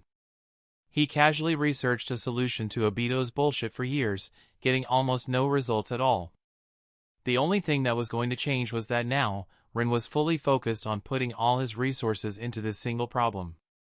I should probably make some village-wide sealing array. At least a sensory one. Rin inwardly mused. It wouldn't be nearly enough to stop Obito if he decided to waltz into Sunagakure again. But at least, it would alert the village to his presence. Rin inwardly sighed as his thoughts turned heavy. There was so much to do and not enough time for all his projects. Enough! Ebizo intervened in the argument among the council members with a stern, quiet voice, suddenly pulling Rin out of his thoughts. Akatsuki is now our village's mortal enemy. We shall kill members of its organization on sight. That clearly pleased a great many people in the room. But the other side of the argument is also valid. We don't have the resources to counterattack right now. We are at war, and our village is in a dire state right now. We can only bear it. But make no mistake. One day, we shall have our revenge. Ebizo's solemn voice carried across the room, causing the eyes of people to burn with silent passion. The man clearly knows how to charm his audience. Rin thought with a small smile as the atmosphere in the room slightly lightened. Now, let's stop arguing like children and start solving the pressing issues. We must dash. A sudden crash interrupted Ebizo's words as a woman abruptly appeared right above Rin before crashing into him, toppling him and his chair to the ground. Rin, sprawled on the floor with a bewildered expression, stared at the ceiling, his mind still processing what the heck had just happened as his hands found their way around the unexpected female whose nice breasts were definitely not pressing themselves against his chest. He dazedly looked down and instantly froze when he noticed a few notable things.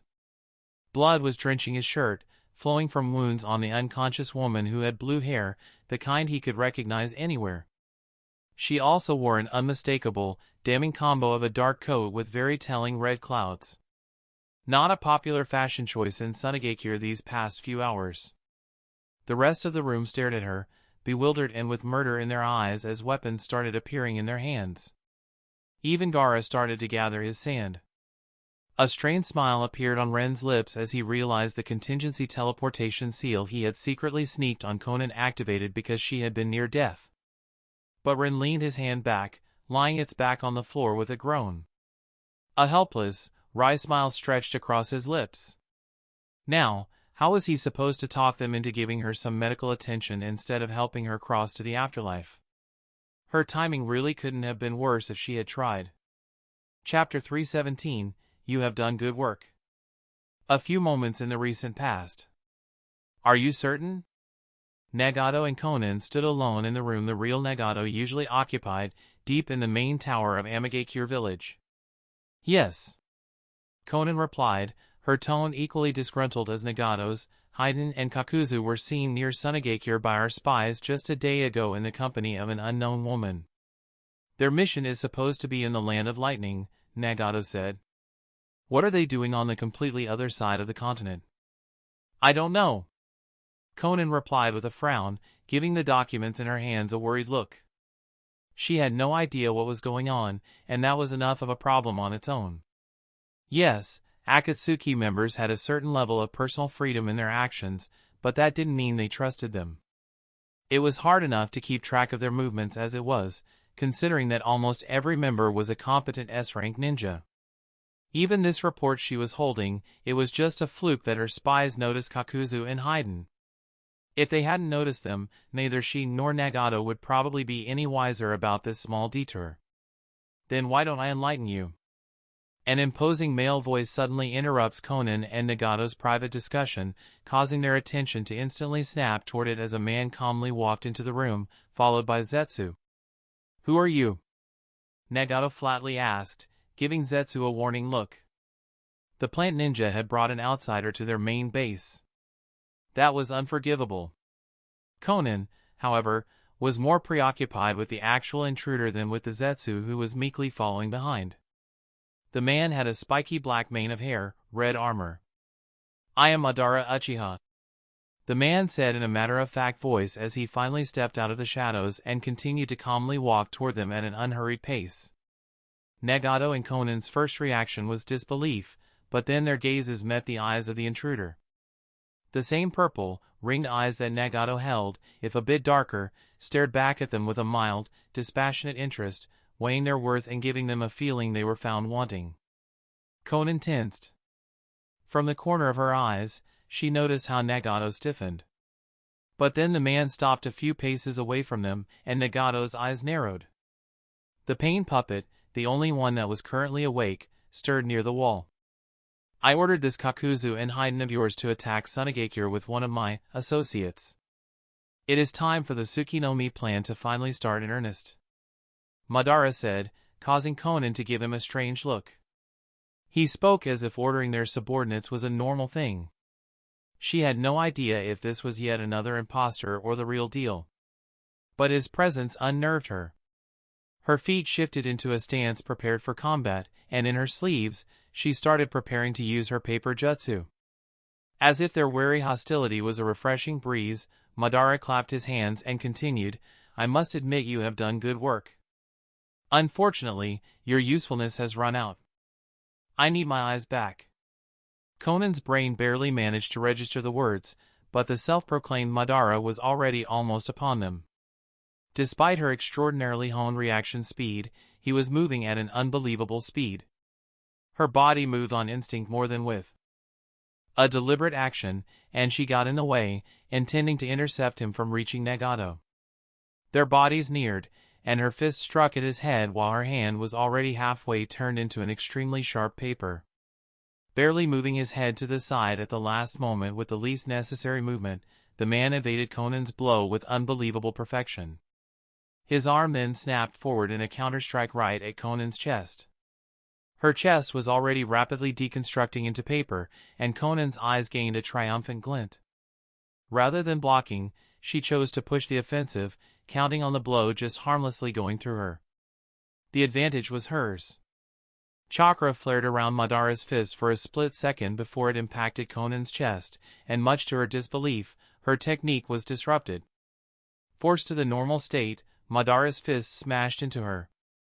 She was sent hurling back through the air while many of her ribs shattered on impact, and a flood of blood erupted from her mouth before she harshly hit the ground and did several rolls before the force of the blow bled out, and she stopped, wheezing. Not paying the fallen woman even a second of attention more than necessary, Madara turned toward Nagato just a second after he landed the blow. Sending a burst of chakra through his feet, he jumped toward the boy with his eyes while glancing to the side. "Shinra Tensei." The orange-haired puppet sent a wave of force at him, but Madara just negated it with his eyes, perfectly sending an opposite shockwave to nullify it. It was barely an inconvenience. The boy had his eyes for decades, and if his level was only this much, then Madara was severely disappointed. Appearing in front of Nagato, Madara grasped his neck and tore him out of his chair, ripping all the metal rods inserted into his back in the process. Defiant Rinnegan met aboard one face-to-face. Madara's free hand moved up, his fingers reaching toward Nagato's right eye socket.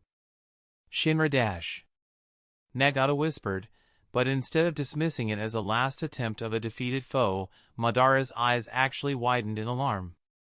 Nagato's chakra spiked, and a vicious grin appeared on his face. "Tensei!" The entire tower exploded from within, shaking the entire Amagakure with a deafening blast. When the dust settled, only a deep crater and a staggering and panting Nagato were left behind. A chameleon with Rinnegan eyes suddenly climbed out of the ground and opened its mouth, letting the pain puppet exit, gently holding the injured Conan. Nagato worriedly glanced at her, but he didn't drop his guard. His decision was proven correct when he heard clapping from behind him, and with considerable effort, he turned around. "Good! Very good! You used yourself as bait. Not many have the balls necessary to do that, boy," Madara excitedly exclaimed as his body started to reform under Nagato's gloomy gaze. "You are not a disappointment after all. Come, Let's dance. Prove to me that you deserve to wield my eyes. With crazed laughter full of joy, Madara rushed at Nagato, but Nagato's 5 renegade puppets surrounded him, stopping him in his tracks as they engaged him in combat, working well enough together to start pushing him back. Nagato was about to put all of his attention on fighting Madara when his renegade alerted him to a threat. His eyes widened, and his head snapped toward Conan. A white Zetsu appeared from the ground underneath the pain puppet and was promptly blasted into pieces, but not before he managed to pierce through Conan's abdomen with something that Nagato could not identify. But it was no doubt a lethal wound in her current state. Inwardly panicking, Nagato was about to order the Naraka path to restore Conan, only for her body to disappear. As he watched the place where his friend had been just a moment ago, a creeping emptiness surged within Nagato. But soon enough, his head caught up with the situation. The Amage cure did not matter. The Akatsuki did not matter. World peace did not matter. His friend was dead. Nagato saw red. The Amage cure ceased to exist as 2 godly ninjas fought on its ruins without restraint. Chapter 318, A Meeting That Changed the War. Clad in a black cloak that covered him from head to toes, pushed a wooden door open with his big hand, and walked into a quite shabby shack at the outskirts of the village, conveniently located in between 2 countries that themselves were between the land of earth and the land of lightning. This village was exactly on the border, and not even its inhabitants could tell you to which country they truly belonged. They themselves had no idea, and it was no wonder, given how the 2 small countries were bickering about the borders every few years. The village's owner changed back and forth, and the simple villages had already stopped caring long ago. They had bigger worries on their minds, like their day-to-day survival. This state of things made the village extremely poor. It was quite common that both countries demanded taxes from them, even when one of them had no right to them. But complaining was futile, and refusal would result in death. So, the villagers suffered in silence. It was so utterly unremarkable and unimportant that it became the perfect place for an impromptu secret meeting between him and Inoki. After all, the other 3 ninja villages would definitely not have spies in a failure of a village like this, where nothing was ever going on. It would simply be a monumental waste of resources and manpower. Would know.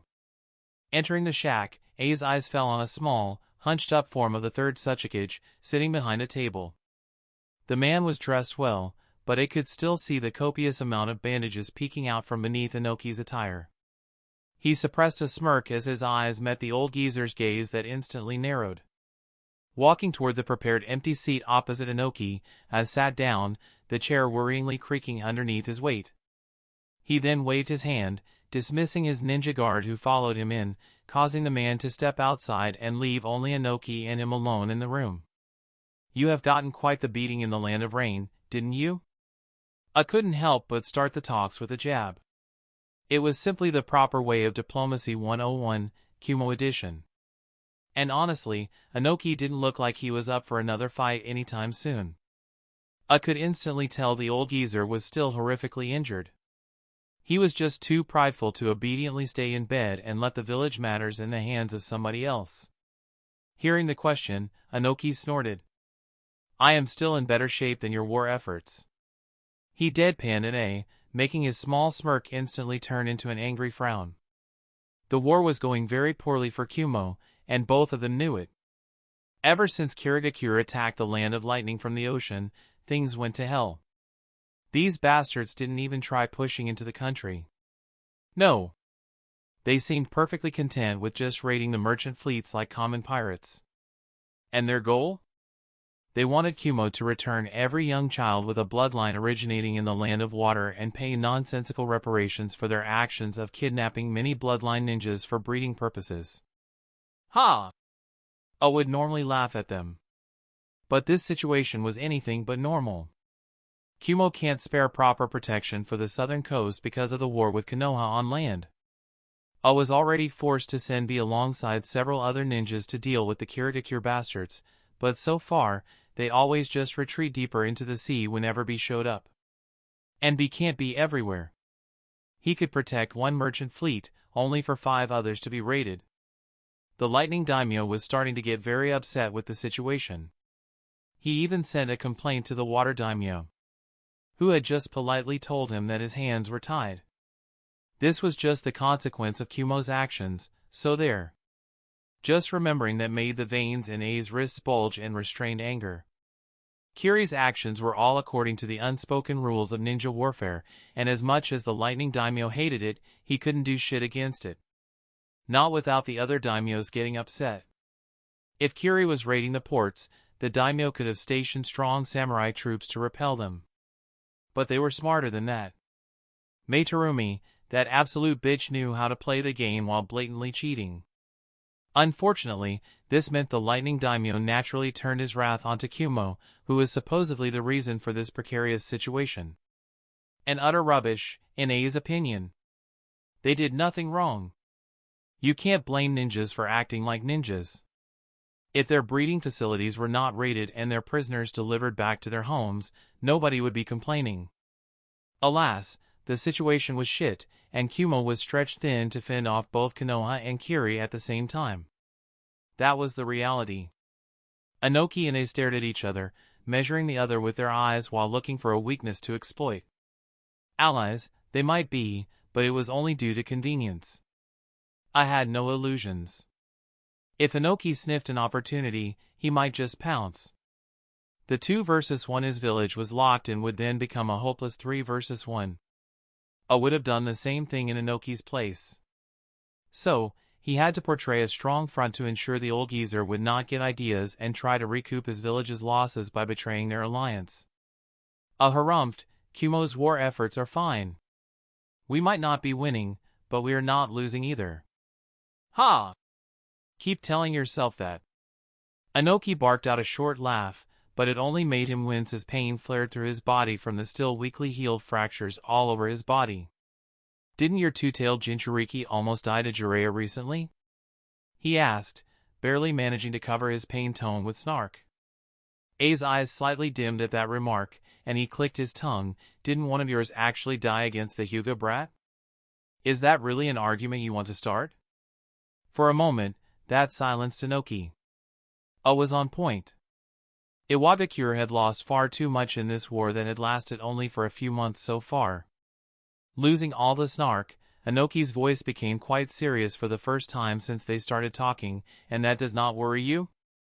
According to my information, the Hyuga woman who massacred one of my armies was the same one Kumo allegedly tried to kidnap. Pursing his lips, now it was A's time to stay silent. He did worry. How could he not? But he would be damned before he showed that on his face. He knew what Inoki was doing. He was dangling a powerful threat in front of A's nose to subtly highlight the need for their alliance. I could already tell what was going to come next. If the damned old schemer didn't demand resources or money for Iwa's continued participation in the war, I would eat his own cloak. If not for whatever disaster struck the land of rain and Sunagakure, IWA would probably be highly considering their capitulation right about now. Speaking of which, I am more worried about the situation in the land of rain. The Amagakure was utterly destroyed. According to my sources, not even rubble was left behind.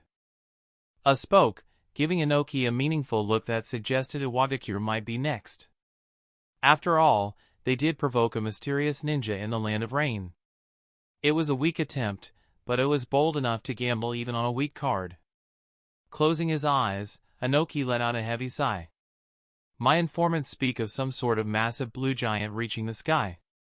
With one blow, he sundered the earth and cut the nearby mountain tops. He said in a grave tone, only for A to snort. Fairy tales. He dismissed it. Yes, clearly, Amagakure was destroyed by a strong ninja or ninjas. But the amount of power Inoki was describing? Such a thing did not exist in the world. But whoever is responsible, they are still very dangerous. We need to stay united more than ever. Young people like you have no clue. Inoki chuckled. But it does not matter. I am not here to make you less ignorant. Let's talk business. Oh! A deep, dangerous voice with an amused tilt resounded through the shack, one that certainly should not be there, causing both A and Inoki to stiffen. Is your dick measuring contest done? Are you two finally ready to start talking diplomacy now? Both Kages jumped from their seats to different corners of the shack, flaring their chakra to call their hidden subordinates hidden outside, while their attention snapped toward the direction from which the intruder's voice came. As his eyes landed on the man, his eyes widened, and the blood in his veins froze in fright. "This is not possible," he uttered, an undertone of despair hidden in his tone. And while Inoki was having an existential crisis, gave the intruder an unfriendly look. "Who are you?" he demanded, inwardly noting that his subordinates were still not coming in for some reason. A small flicker of worry surged in his chest. "I am Uchiha Madara," the man in red armor declared, only for A to instantly shoot that idea down. "Bullshit," he dryly said, and the lightning armor sprang into existence around his body as he prepared for a fight. "Ho! Don't believe me?" The self-proclaimed Madara smirked and crossed his arms on his chest, showing a lot of contempt for his two would-be opponents with that gesture. Something that made A only angrier. "Why don't you ask the man standing there, then?" The man motioned at the wide-eyed Inoki with his chin. A glanced at Inoki, whose shoulders slumped in resignation. "It is indeed Madara," he darkly confirmed, not at all happy about this unexpected turn of events. "How are you still alive?" Inoki asked, all the while inwardly scheming how to make an opportunity to flee while sacrificing A to the Uchiha madman. Victory might be impossible, but he was quite confident in his ability to run away. If he weren't so injured, he would have decided to fight. He had his pride as a Kage. But, sigh. That is not the correct question, brat. Madara chuckled, giving Inoki the same condescending look as all those years ago. And Inoki hated the jolt of fear that involuntarily went up his spine. He quickly pushed it down through sheer fury. Gritting his teeth and clenching his fists, Inoki glared at the legendary Uchiha. "What do you want?" "Better." Madara nodded in satisfaction and uncrossed his arms. "What I want is simple." He dramatically spread them apart. "I want to join your side in this war." In that instant, both A and Inoki froze in complete disbelief while Madara observed them, weighing them and their usefulness as his future pawns. Nagato, that blasted Uzumaki boy. He had a seal that destroyed his eyes upon his death. It was in his mouth, so Madara couldn't see it during the fight, otherwise, he would have focused on plucking the eyes first. But he got too into finally fighting a worthy opponent who had pushed him all the way to using perfect Susanoo, and he didn't notice it in time. Now, his Rinnegan was gone. The Edo Tensei imitation was powerful, but there were certain things it simply could not do. Madara's plan after getting his eyes back was to temporarily lend them to Obito while he hunted the remaining Bijou. With his Edo Tensei immortality and infinite chakra, he could have finished in 2 weeks at worst. The Tsukinomi plan would have been finished. Yet, Nagato utterly destroyed his plans with his little sealing stunt.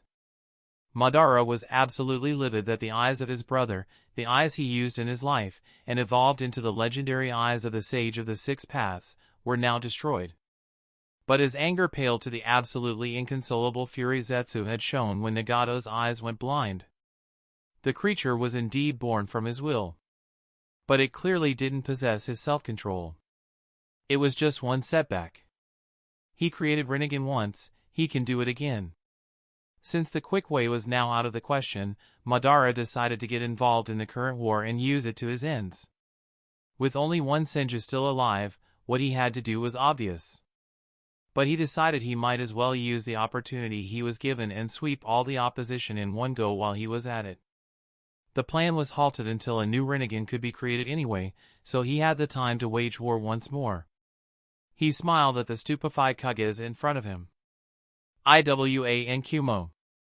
They were going to be great pawns to throw at his enemies indeed. Rakich's and Tsuchiki's agreement wasn't truly necessary.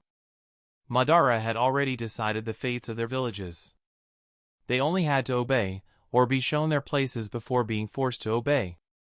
By the time he is done, there won't be 5 great ninja villages. The world won't need them anymore. Chapter 319, Conan on board. With a gasp, Conan's consciousness came back, only for her to instantly grit her teeth into a grimace when her stab wound flared with pain. Her eyes opened, yet the world blurred in her sight for a second before finally coming into focus. She stiffened as she realized she was in an unknown place, and her caution spiked. Instantly but subtly, she glanced around to get at least some information about her surroundings until her eyes stopped on Ren, who was lounging on a comfortable armchair next to the bed where she lay. He had a book in his hands, seemingly content reading and ignoring her newly flabbergasted expression. For a long moment, Conan did nothing but stare incredulously at the infuriating man as she wondered how she even got here. The last thing she remembered was being stabbed by Zetsu, and then... Wait! Conan's eyes went wide as the last moments before she lost her consciousness flashed through her hazy mind. Nagato! Remembering that her friend was in trouble, Conan tried to hastily get up, only for her body to betray her. Her wound drove a sharp sting through her body, and her arms faltered, causing her to tumble back onto her back with a groan. Ugh, she tried to speak, only to choke due to how dry her mouth was. There is water on the table. Rin chuckled while casually motioning toward the table next to the bed with his hand without even bothering to lift his gaze from his book. Conan slowly turned her head, and indeed, there was a glass of water prepared. Letting out a quiet, raspy sigh, she pushed herself into a sitting position on the bed, leaning on its headboard before she reached with her shaky arm for the glass. Taking several measured sips, Conan's stiff body slightly relaxed. With her throat no longer parched, she looked at Rin with her eyebrows furrowed in worry. Nagato? She quietly asked. Sighing, Rin softly closed the book. He knew this question was coming. But it was still an unpleasant situation. From Conan's half-resigned, half-hopeful expression, she knew the answer. She just hoped she was wrong. Unfortunately, Rin didn't have good news for her. He shook his head. When my seal teleported you on top of me during a council meeting, right after your organization successfully attacked the village, it took me a considerable time to persuade the trigger-happy Suna ninjas from simply killing you because of your Akatsuki attire. And thank the sage that Ebizo was reasonable enough despite Chiyo's death. Without the old guy, Rin didn't think he held enough sway to prevent them from mobbing Conan. At that point, Rin would have needed to either leave her to die or teleport her away, which would sour his relations with many people in Suna. Temari and her brothers would understand. Others? Probably not so much. I could only go do some recon on the situation after that, and by the time I teleported to Amigakure. A wry smile appeared on Ren's face. There was no Amigakure anymore. Just a crater. Pretending not to notice how hard that hit the woman, Ren continued, I am sorry, I didn't find Nagato or his body.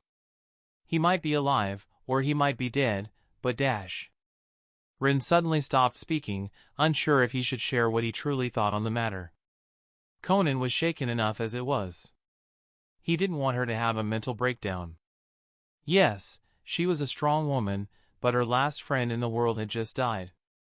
Many ninjas crumbled from far less. That faint hope that her worst fears might not be true was what held her together for now. It might be what she needed to keep going. Giving her more hope, only for her to later realize how empty it is, might be cruel, but there wasn't much else he could do in his position. He did investigate, and from the stories of a few extremely spooked villagers who lived in villages several dozen kilometers away from Amigakure, they had seen a massive blue giant trampling and destroying everything around him. That single revelation made Rin very uncomfortable. There was only one man who could make such a giant. And with the Edo Tensei in Akatsuki's hands? Only one conclusion offered itself. Madara Uchiha was back in this world. This was exactly what Rin didn't want to happen and why he put in so much effort into exterminating Kabuto and Orochimaru. And now, Akatsuki had Nagato's corpse, too. Rin didn't count on Nagato being alive. Against anybody else, Rin would have put his money on him, but not against Madara. So, he figured out he might be seeing Edo Tensei Nagato one of these days. As if the situation wasn't dire enough already. I don't think Nagato survived the battle. After a while, Rin decided to be honest at least this much. It wasn't an outright confirmation, but hopefully, it would temper Conan's expectations. Otherwise, if she met Edo Tensei Nagato on the battlefield in the future, it might be a problem. Oh, who was he kidding? It would be a problem anyway. Rin suppressed his urge to groan. I see. Conan blandly answered and ducked her head while her expression turned blank as she hid her anguish behind her emotionless facade. Only her hands, which were tightly clutching the blanket, revealed her inner turmoil. Her stump didn't last long, though. She eventually steeled herself and looked back up at Rin with a resolute gaze. We were attacked by Uchiha Madara. He took over Akatsuki. I presume you are going to fight them in the future, am I right? Rin raised his eyebrow at her in surprise. He expected her to need more coaxing to reveal what happened, but then again, she was an S-rank kunoichi. She probably didn't need the coddling. I don't think they are going to give me much of a choice. Rin helplessly shrugged. At least, Obito wants me dead. All right. That last sentence was a bit of misdirection. He would be fighting them anyway because he knew Madara's plans. But he wasn't going to share that with Conan. Not yet, and probably not anytime soon. Conan nodded in understanding. In that case, I want in. Looking at her impassive face, Rin sadly sighed in his mind. Hatred. The thing that moved this world. He couldn't blame the woman. If any of his girls died like that, he would have reacted the same. Well then, Rin stood up from his armchair and patted his knees. Welcome on board. He gave the woman a small smile before beckoning her to follow him. In his mind, he even exclaimed, "My precious," in a solemn voice, chuckling at his own joke. He didn't save Conan just because she was pretty. Yes, there was that. But more important was what her skill set represented for him. He had always wanted to recruit her, but he was also aware of just how insane the difficulty of such a thing would be. Hence why he decided to take it slow and steady in the past. He wanted to build their relationship up first. But that no longer mattered. Madara served the woman to him on a silver platter. It was a small mercy in a completely shit situation. They exited the room, and Conan found herself on an elevated platform, overlooking a workshop. She threw Rin a bewildered glance before looking back at the dozens of his clones creating countless sealing tags down there on the first floor. Tags with time-stopping seals. Rin answered her unasked question. They might just even the odds if you find yourself against Madara again. A small smile appeared on his face. It didn't matter how strong the Uchiha was. Once caught in a time-stopping seal, that would be it for him. Edo Tensei or not. And Conan, the woman was Ren's ninja equivalent of a guided automatic turret for those. Anybody else might be able to throw 1, 5, maybe 10 at most at a time. But her? She could flood her opponent with thousands of paper tags. Pair that with a seal master who could do more than simple paper tags, and Ren truly wondered how far his seals would take her. She was nowhere near Madara's prowess. But she didn't need to be. He just needed her to get lucky once out of a million tries. Chapter 320, he could afford her. Ren and Conan climbed down the stairs, and Ren slowly started to lead her through the room while she was looking around with a glaring interest. This kind of thing was nothing new to her. She wasn't extremely good at the sealing arts, but she had her own small squadron of paper clones creating exploding paper tags for her back in Amage Cure. The sudden memory sent a jolt of pain through her, almost making her wince. Instead, she pushed it down and only showed a small frown. Moving on. What surprised Conan was not the operation itself, even though there were times, long, long ago, when she was much younger, when she smugly considered herself smart for using her paper clones in such a revolutionary way. As far as she knew, nobody else used them like that until, well, today. No, the amazing thing was the sheer scale of Ren's seal production operation. She had counted 26 clones just in this room alone, and her mind was very aware of the 3 doors around the room, leading somewhere else in the house. Each clone was making a seal so complicated that her own head couldn't wrap around it. Her own exploding tag-making endeavors couldn't really compare. Not to mention, she noticed that seals were literally hidden everywhere in the room. Her eyes slightly narrowed as they passed a clone, and she noticed something peculiar. "What are those seals on the clones?" Conan curiously asked, fully expecting not to get a proper answer, but Rin gave her an easy smile that conveyed a small, smug self-satisfaction. "There are 3 seals on each clone." Rin spoke. "The first is the durability seal. This one ensures a shadow clone can endure more punishment than just a slight jab." Rin playfully slapped the back of a clone's head they were passing by, one that wasn't working on a seal but was resting for a moment after he finished his last one. "Oi!" the clone exclaimed as he turned toward Rin with an unhappy glare for a moment. "Sorry," Rin unapologetically said with a small, amused smirk, just proving a point. "Why don't you prove it with your own body, bastard?" The clone scowled. Rin casually shrugged, because clone abuse is not only legal, but also the smart thing to do. He jokingly answered, and the clone snorted before rolling his eyes at Rin. Yeah, fuck off already." He shooed Rin away with his hand, grumpily turning back to his table. "I don't have the time to spare to argue with you." Chuckling, Rin obliged the clone and didn't bother him further. After all, he was grateful for the work and effort his clones were putting in. He wouldn't get so far without them. Ever since he realized Madara might be back in the world, his clones worked several times harder, producing, testing, experimenting, trying to find ways and seals to counter the dude. It wasn't easy, and his clones were busy as hell. Rin turned back toward Conan, who gave him a strange look after witnessing the interaction with his clone, but he didn't pay it much attention. Once she lived long enough among them, she was going to get used to it. "The second seal," Rin continued, "provides clones with chakra. And Rin was very proud of this one. It siphons a minuscule amount of natural energy from the surroundings, filters it, and through this process, the seal produces chakra." Rin gave Conan a rudimentary explanation, but he didn't get into the actual intricacies of the seal. The whole process was a lot more complicated. Alas, he didn't trust her enough for that. Nor did he want to spend the next few hours giving her a lecture.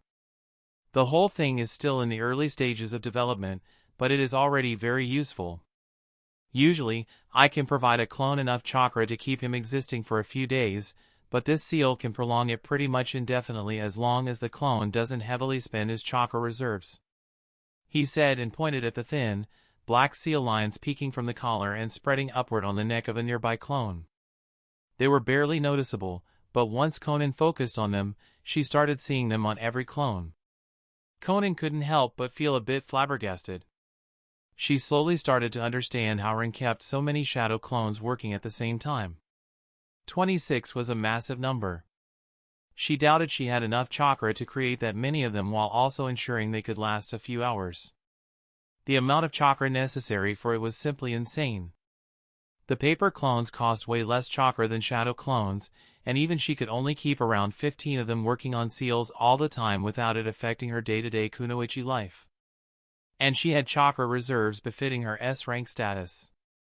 But this last seal of his removed the energy limitations altogether. Conan inwardly wondered just how many sites like this Ren actually possessed. She didn't believe even for a second that this workshop of his was his only one. But for now, it was not important. Conan put all those thoughts behind her. "And the third one?" she asked, eyeing the clones with grudging respect. "The third one," Rin wryly smiled, "let's just say it removes the trouble of a month-old clone popping and bombing me with its experiences. These clones don't do anything special, and the third seal regulates the memories they send my way. Most of them are discarded, but if they find out something interesting, the clones can use the third seal to send the experience to me," he explained with a shrug. That seal did a whole lot more. It connected his clones in a mental network of sorts. But once again, explaining all that to Conan would take too much time. Deciding to divert the topic, Rin put his hand on the handle of the door they had finally reached. "Now, I am sure you are wondering where we are." He looked at Conan with a smile and pushed the door open, revealing a porch beyond which were clouds. Conan blinked in surprise, and her eyebrows rose as she slowly walked toward the wooden railing on the porch. When she reached them and looked down, an instinctual chill went up Conan's spine. She realized that the house was built on the edge of a steep mountain cliff so high that it was indeed surrounded by clouds. "This is one of my safe houses in the land of lightning." Rin walked next to her. "It's in a very remote place, so you don't need to worry about anybody getting lost on the road of life and finding this place. I picked it for you because you can fly. The clouds can provide enough cover for you to train and test fighting with my seals to your heart's content. If he wanted the woman useful against Madara, just arming her with his seals wouldn't do. She needed to familiarize herself with them. And that meant she needed to use them. But using them meant she would dish out a large-scale devastation to the surroundings. Something that might be easily noticed. Rin thought long and hard about a suitable place, and in the end, he picked this one. Conan might not see it through the thick layer of clouds, but below the cliff was the sea. They were in the northernmost part of the land of lightning, where not even merchant ships tread. They used rivers to the south to pass, as the sea here was very treacherous. Nothing was here, and nobody came here. Conan could make a massive racket, and it wouldn't matter. Still a bit speechless, Conan turned toward Rin. "Okay. I don't think Akatsuki will find me here." A boulder fell from her heart at that revelation, making her very relieved. She knew exactly the scope, or rather, the previous scope of the organization. And they had a lot of resources at their disposal. Hiding from them was always going to be hard. But this... Conan looked around the cloudy surroundings. This might actually work. But training? Do you even have enough seals to sustain my training with them? She furrowed her eyebrows and tilted her head toward Rin. She didn't train with her exploding seals much, always considering it a massive waste. The amount of exploding seals she would use in one training session could bankrupt a mid-sized clan. And this lunatic wanted her to train with his exotic, most likely much harder to create, seals? Conan's lips pursed. He definitely had no idea how fast she could go through paper tags of any kind. Seeing her doubtful stare, Rin knowingly smiled and put his arm around her shoulders. "I know that you are an expensive kind of girl." He started, getting himself an unamused look from Conan, "but let me introduce you to my genius invention called the Sakribo box." Leading her back into the house, Rin fully intended to humbly boast by showing her the room full of his seal printing boxes. He couldn't have her holding back in her training, now could he?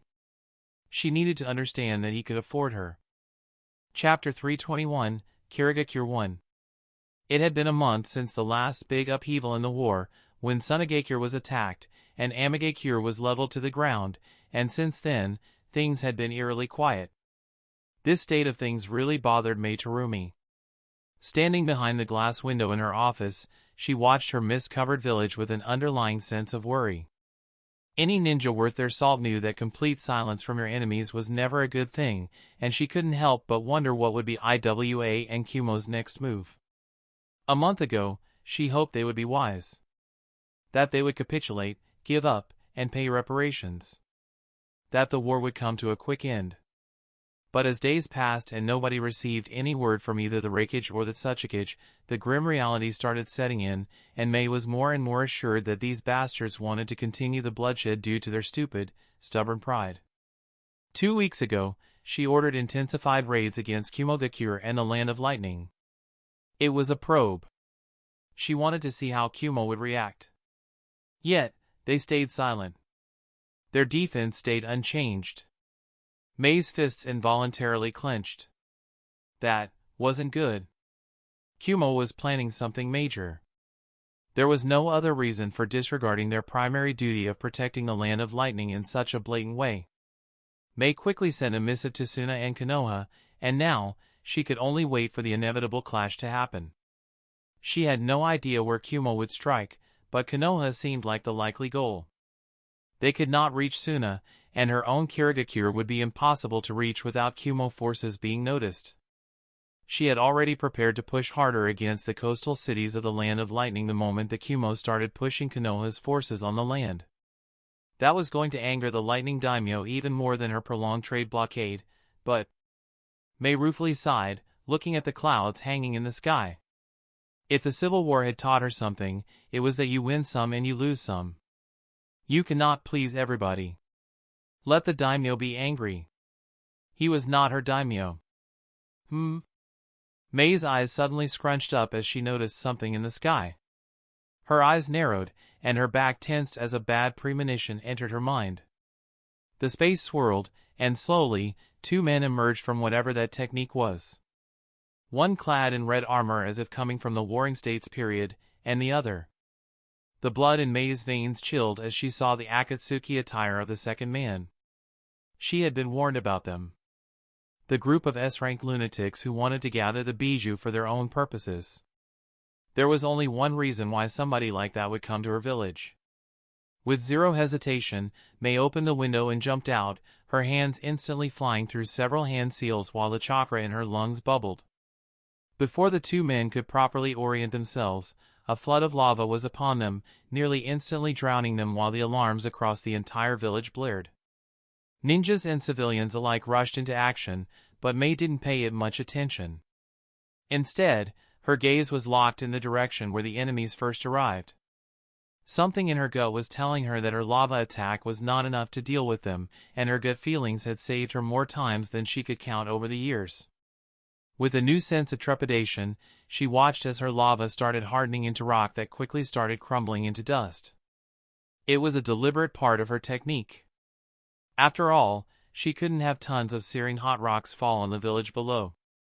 As the rocks proceeded to be turned into dust, May's hopes crumbled alongside them. When a blue ribcage made of chakra appeared, surrounding the two unharmed intruders.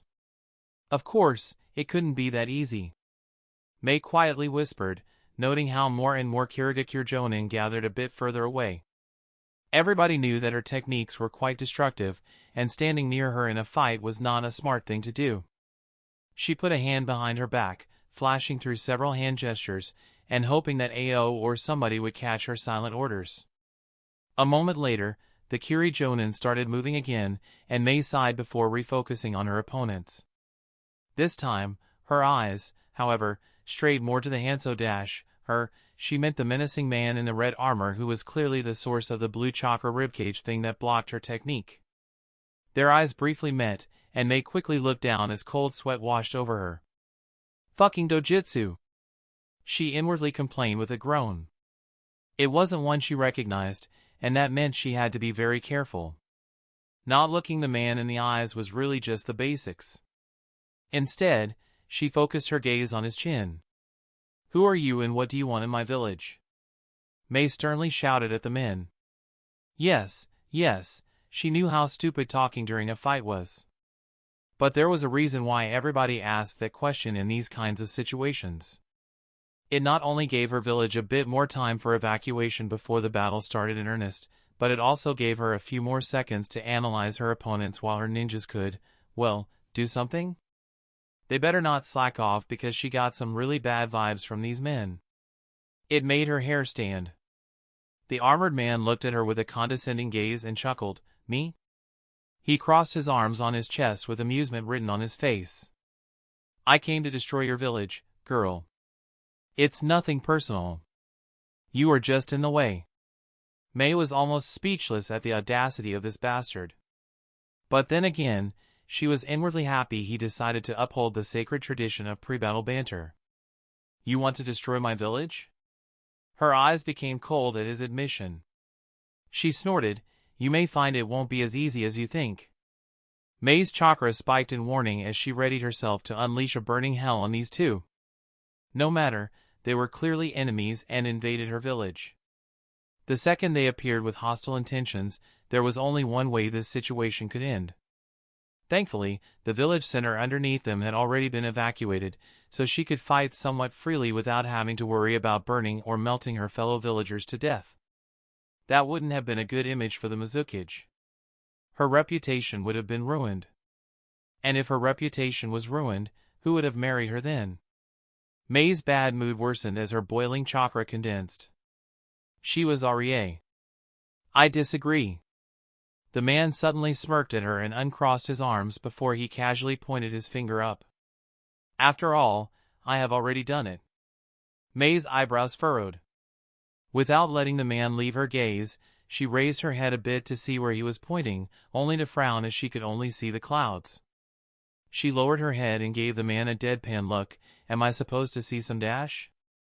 She mockingly started, only to stop when a chill went up her spine as her peripheral vision registered the clouds above breaking apart, revealing various exclamations, surprised or worried shouts, and even despairing wails erupted from the nearby ninjas, but Mei ignored them.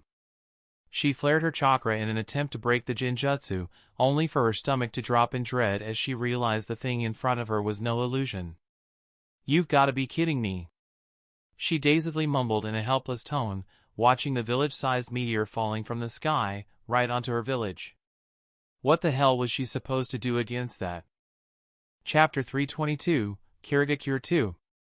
Despite the helplessness building in her chest, Mei couldn't simply give up. In desperation, she started going through hand seals, the intruders momentarily forgotten in favor of a much bigger existential threat. Her mind flashed through her jutsu repertoire, trying and failing to come up with a technique that could stop a freaking meteor. She was an offense-oriented kunoichi, damn it. In the end, she had decided to go for a thin, highly pressurized stream of water from her mouth and angled her head up, shooting it straight toward the left side of the meteor while turning her head from left to right. Mei's chakra pool instantly emptied as she pumped everything into her technique. She wasn't as good with water release as she was with her bloodlines and other affinities. She had trained the least with it. Unfortunately, she couldn't think of anything else that would work against a meteorite. Her pressurized water stream flew through the sky, and in one fell swoop, the meteor split apart into two parts, bisected right in the middle. The two parts separated, and their trajectory veered off to different sides. It wasn't great. It was nowhere near enough for the big chunk of rock to stop being an existential threat to her village, but Mei still felt a spark of hope. If the jonin of her village followed her example, they might reduce the size even more and make the impact survivable. Impressive. The deep voice of the armored man resounded through the surroundings, and Mei stiffened, suddenly keenly aware of the enemies that were still standing nearby, watching her. Ah, I am screwed, aren't I? Mei Riley thought as her pupils constricted. She had barely 5% of her chakra reserves left. For a ninjutsu specialist like her, that was a death sentence in a fight with somebody who can summon a freaking meteor. The armored man gave her an acknowledging nod before his lips settled into a smirk once more. He raised an eyebrow at her. So? How are you going to deal with the second one? The second dash? Mei's mind blanked for a second before it whipped back up, toward the sky, where the two parts of the split meteorite separated enough to reveal a glimpse at the second meteorite behind it. Mei's knees became weak enough to fail her, and before she realized it, she found her legs collapse from underneath her as she fell into a sitting position on the ground, staring at her and her village's approaching doom with a helpless, sour expression. Ho! It seems the Mizukage can do only this much. The man spoke again. How disappointing. Hearing him, Mei turned her eyes, burning with hatred toward him, and shakily stood up. She had decided. She was most likely going to die here. But at least, she wanted to try to kill the bastard first. Ao was a good commander. The village's forces were going to do their best in his hands. And indeed, more streams of pressurized water shot into the air, trying to damage the meteor. Unfortunately, most of them came short of the power of her own technique simply because her chakra was more potent than any random jonin from her village. Their techniques were damaging the parts of the first meteor with varying degrees of success. It wasn't going to be nearly enough. But, even if it was hopeless, her ninjas were not giving up. So, how could she, their Kage, stop fighting? That would be just shameful. Even if her chakra was almost empty, even if it was going to kill her, she was going to fight. Snarling, Mei pulled out a kunai from her pouch, gripped it tightly in her hand, and prepared to engage the smug bastard in front of her when the sound of deafening explosions resounded from above. Mei's gaze snapped back up, toward the meteors, only to see paper? Her expression became weird. Countless slips of paper burst into existence from what May noticed were kunai, and these pieces of paper started to rapidly glue themselves to the closest surface of the meteor. In the blink of an eye, a lot of the underside of the sliced meteor was covered. Then, a moment later, a massive pulse of chakra was released from the paper, and with a fascinated horror written on her face, May realized that every single piece of paper there contained a seal. There must have been millions. Right in front of May's astonished eyes, the meteorite quickly started turning, from bottom to top, into an enormous amount of salt now threatening to fall and bury Kirigakure underneath itself. What? Both May and the armored man exclaimed in disbelief at the unbelievable spectacle.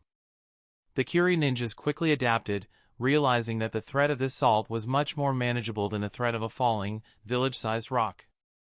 They promptly started using water release and began shooting wave after wave of water at the falling salt, slowly but surely washing it away, to the side just enough that the salt and the waves of water would fall outside of the village's premises. On a balcony of a house near the center of Kirigakure stood two people clad in black cloaks, watching as the frantic Kiri ninjas were shooting water techniques into the sky. "Are you alright?" Rin asked Conan, putting a hand on her shoulder in concern. She was slightly hunched over, and her breathing was more labored than usual after she had to control the hundreds of thousands of salt-transmuting paper tags and spread them all over the underside of the first meteorite. "I am fine," she muttered with a clear strain, and Rin sighed. He could feel her pain. His heart was bleeding and hurting, too. All those paper tags. It took him a lot of effort and resources to make them, and now they are gone, with even more to go because there was one more meteor in the sky. Fucking Madara. Rin mentally grumbled. "I'd like to tell you that you don't have to push yourself, but..." Rin wryly said before trailing off. At the same time, he and Conan chuckled at the thought. Yeah. If she didn't push herself here, Kirigakure would be shortly flattened. That kind of wasn't an option. "Don't worry. I can do this," Conan said, putting her hand on top of Ren's, and for a moment, they silently stared each other in the eyes, ignoring all the mayhem going on around them. Then, an explosion resounded from somewhere, and the magical moment was broken. Ahem. Right. Yes. Ren awkwardly cleared his throat, inwardly admonishing himself. I should go. Preferably before the Mizukage is made into a pancake. Conan averted her gaze. Go do your job while I do mine, she impassively said, but her cheeks were slightly flushed. Ren's lips twitched. He had spent 2 weeks with the woman, training, eating, and devising strategies together. He was dreading introducing her to Ino because he could already hear her jokes about the sexual tension in the air. Shaking his head, Ren jumped off the balcony and ran toward the place where Terumi May was having her not-so-last stand, if he had anything to say about it. In the last month, Ren decided to squeeze his seals for all they were worth. He now had long-lasting clones stationed in every capital city and every hidden village. His transportation seal network was spread all over the world. Through it, he regularly helped Ino's clones infiltrate Kumo and IWA in her quest to gather intel. It wasn't going very well just yet, but the girl was making at least some progress. Ren also had his seals spread across every major military base of Suna and Konoha. Hinata had one, Tsunade had one, Temari, Kankuro, and Gaara had one each, and every Suna commander also carried one, even though they had no idea what it was for. Ren had no idea where Madara was going to attack next, so he wanted to be prepared. Imagine his surprise when, a few minutes ago, his clone in Kirigakure alerted him about Madara's attack. He quickly grabbed Conan and thanked his ingrained Loot Goblin gamer habits for having several storage seals packed to the brim with pre-prepared seals, before he teleported with her to Kirigakure. This whole thing was unexpected for them, and because of that, Conan had to quickly imbue her chakra into all paper tags in the storage scrolls, which almost made her keel over on the spot. It took her a minute. For all hundreds of thousands of them. Ren's jaw hit the floor, and he was not ashamed to admit it. The woman was awesome. Ren chuckled as he hopped across the rooftops. Seeing the meteor gradually dissolve into salt in real time was so worth it. Reaching the place where May was, flailing around under the half-hearted attacks of Obito, blood seeping out of many cuts across her body, while Madara glared at the sky, watching and waiting to see if his second meteorite would also be countered. Right. Obito has this grudge against Kirigakure. Rin reminded himself. This thing he was doing with Mei, it wasn't a fight. The man was simply torturing her, prolonging her suffering while making sure she felt helpless. The woman was already barely standing on her feet, bleeding all over the place. The second Rin flickered onto the battlefield, and all three of the ninjas present snapped their heads toward him, making him smile and wave. Yahoo, bitches! Rin exclaimed as a kunai was already on its way toward Madara, who casually caught it, giving Rin a contemptuous look. He opened his mouth to no doubt give some snarky remarks when the kunai let out a quiet click. Madara's eyes widened, his instinct screamed at him. A blue ribcage of chakra started forming a defensive layer around him as the kunai exploded, sending his body crashing back with enough force for him to create a trench as it was dragged across the ground. Rin grinned. Fitting a hidden exploding tag inside the slightly hollowed kunai with his intangibility seal was a pain in the ass, but just for that wide-eyed expression of Madara, he would do it again. But Madara was not his target right now. Obito's attention snapped toward Madara the second the man was blasted back, and Rin instantly used the substitution technique to swap places with the startled Mei, suddenly appearing right in front of Obito. He grabbed the man's wrist, his grin widening into a shit-eating one as Obito's head snapped back toward him, and Rin could see his wide, frightened eye behind his mask as he realized he had fucked up. But it was too late.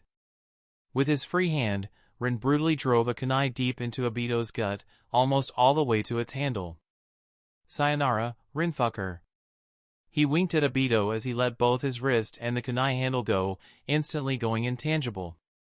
A split second later, the kunai exploded, smearing Obito across the ground in pieces. Even Rin had a hard time believing he got the bastard with it.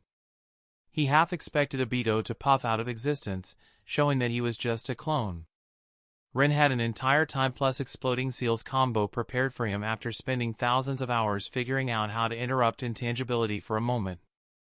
Obito Ketchup suddenly disappeared from the ground, however, and the man reappeared next to Madara, who had calmly walked out of a cloud of dust a bit further away, watching Rin with a rising interest. Rin's lips twitched in disappointment before he let out a resigned sigh. Well, yeah. That's more like it. Of course, the bastard would have his Izanagi or Izanami or Izana whatever it is called technique that would save his ass. Because why not? Silly me for thinking otherwise. You dash. Obito growled at Rin, who instantly interrupted his upcoming anger-filled rant. Tisk. Rin clicked his tongue before rudely speaking in an irreverent, loud voice, and here I put so much effort into reuniting you with your beloved Rin-chan. Aren't you ashamed of ruining my efforts, Obito-kun? Sadly, Rin's good intentions were answered by an even angrier growl from the seething Obito. As far as attempts to kill him with an aneurysm went, it was a good one. Shame that it didn't work. That's the end of this story. Thank you for being part of this journey. Check out our other stories, and with that being said, peace.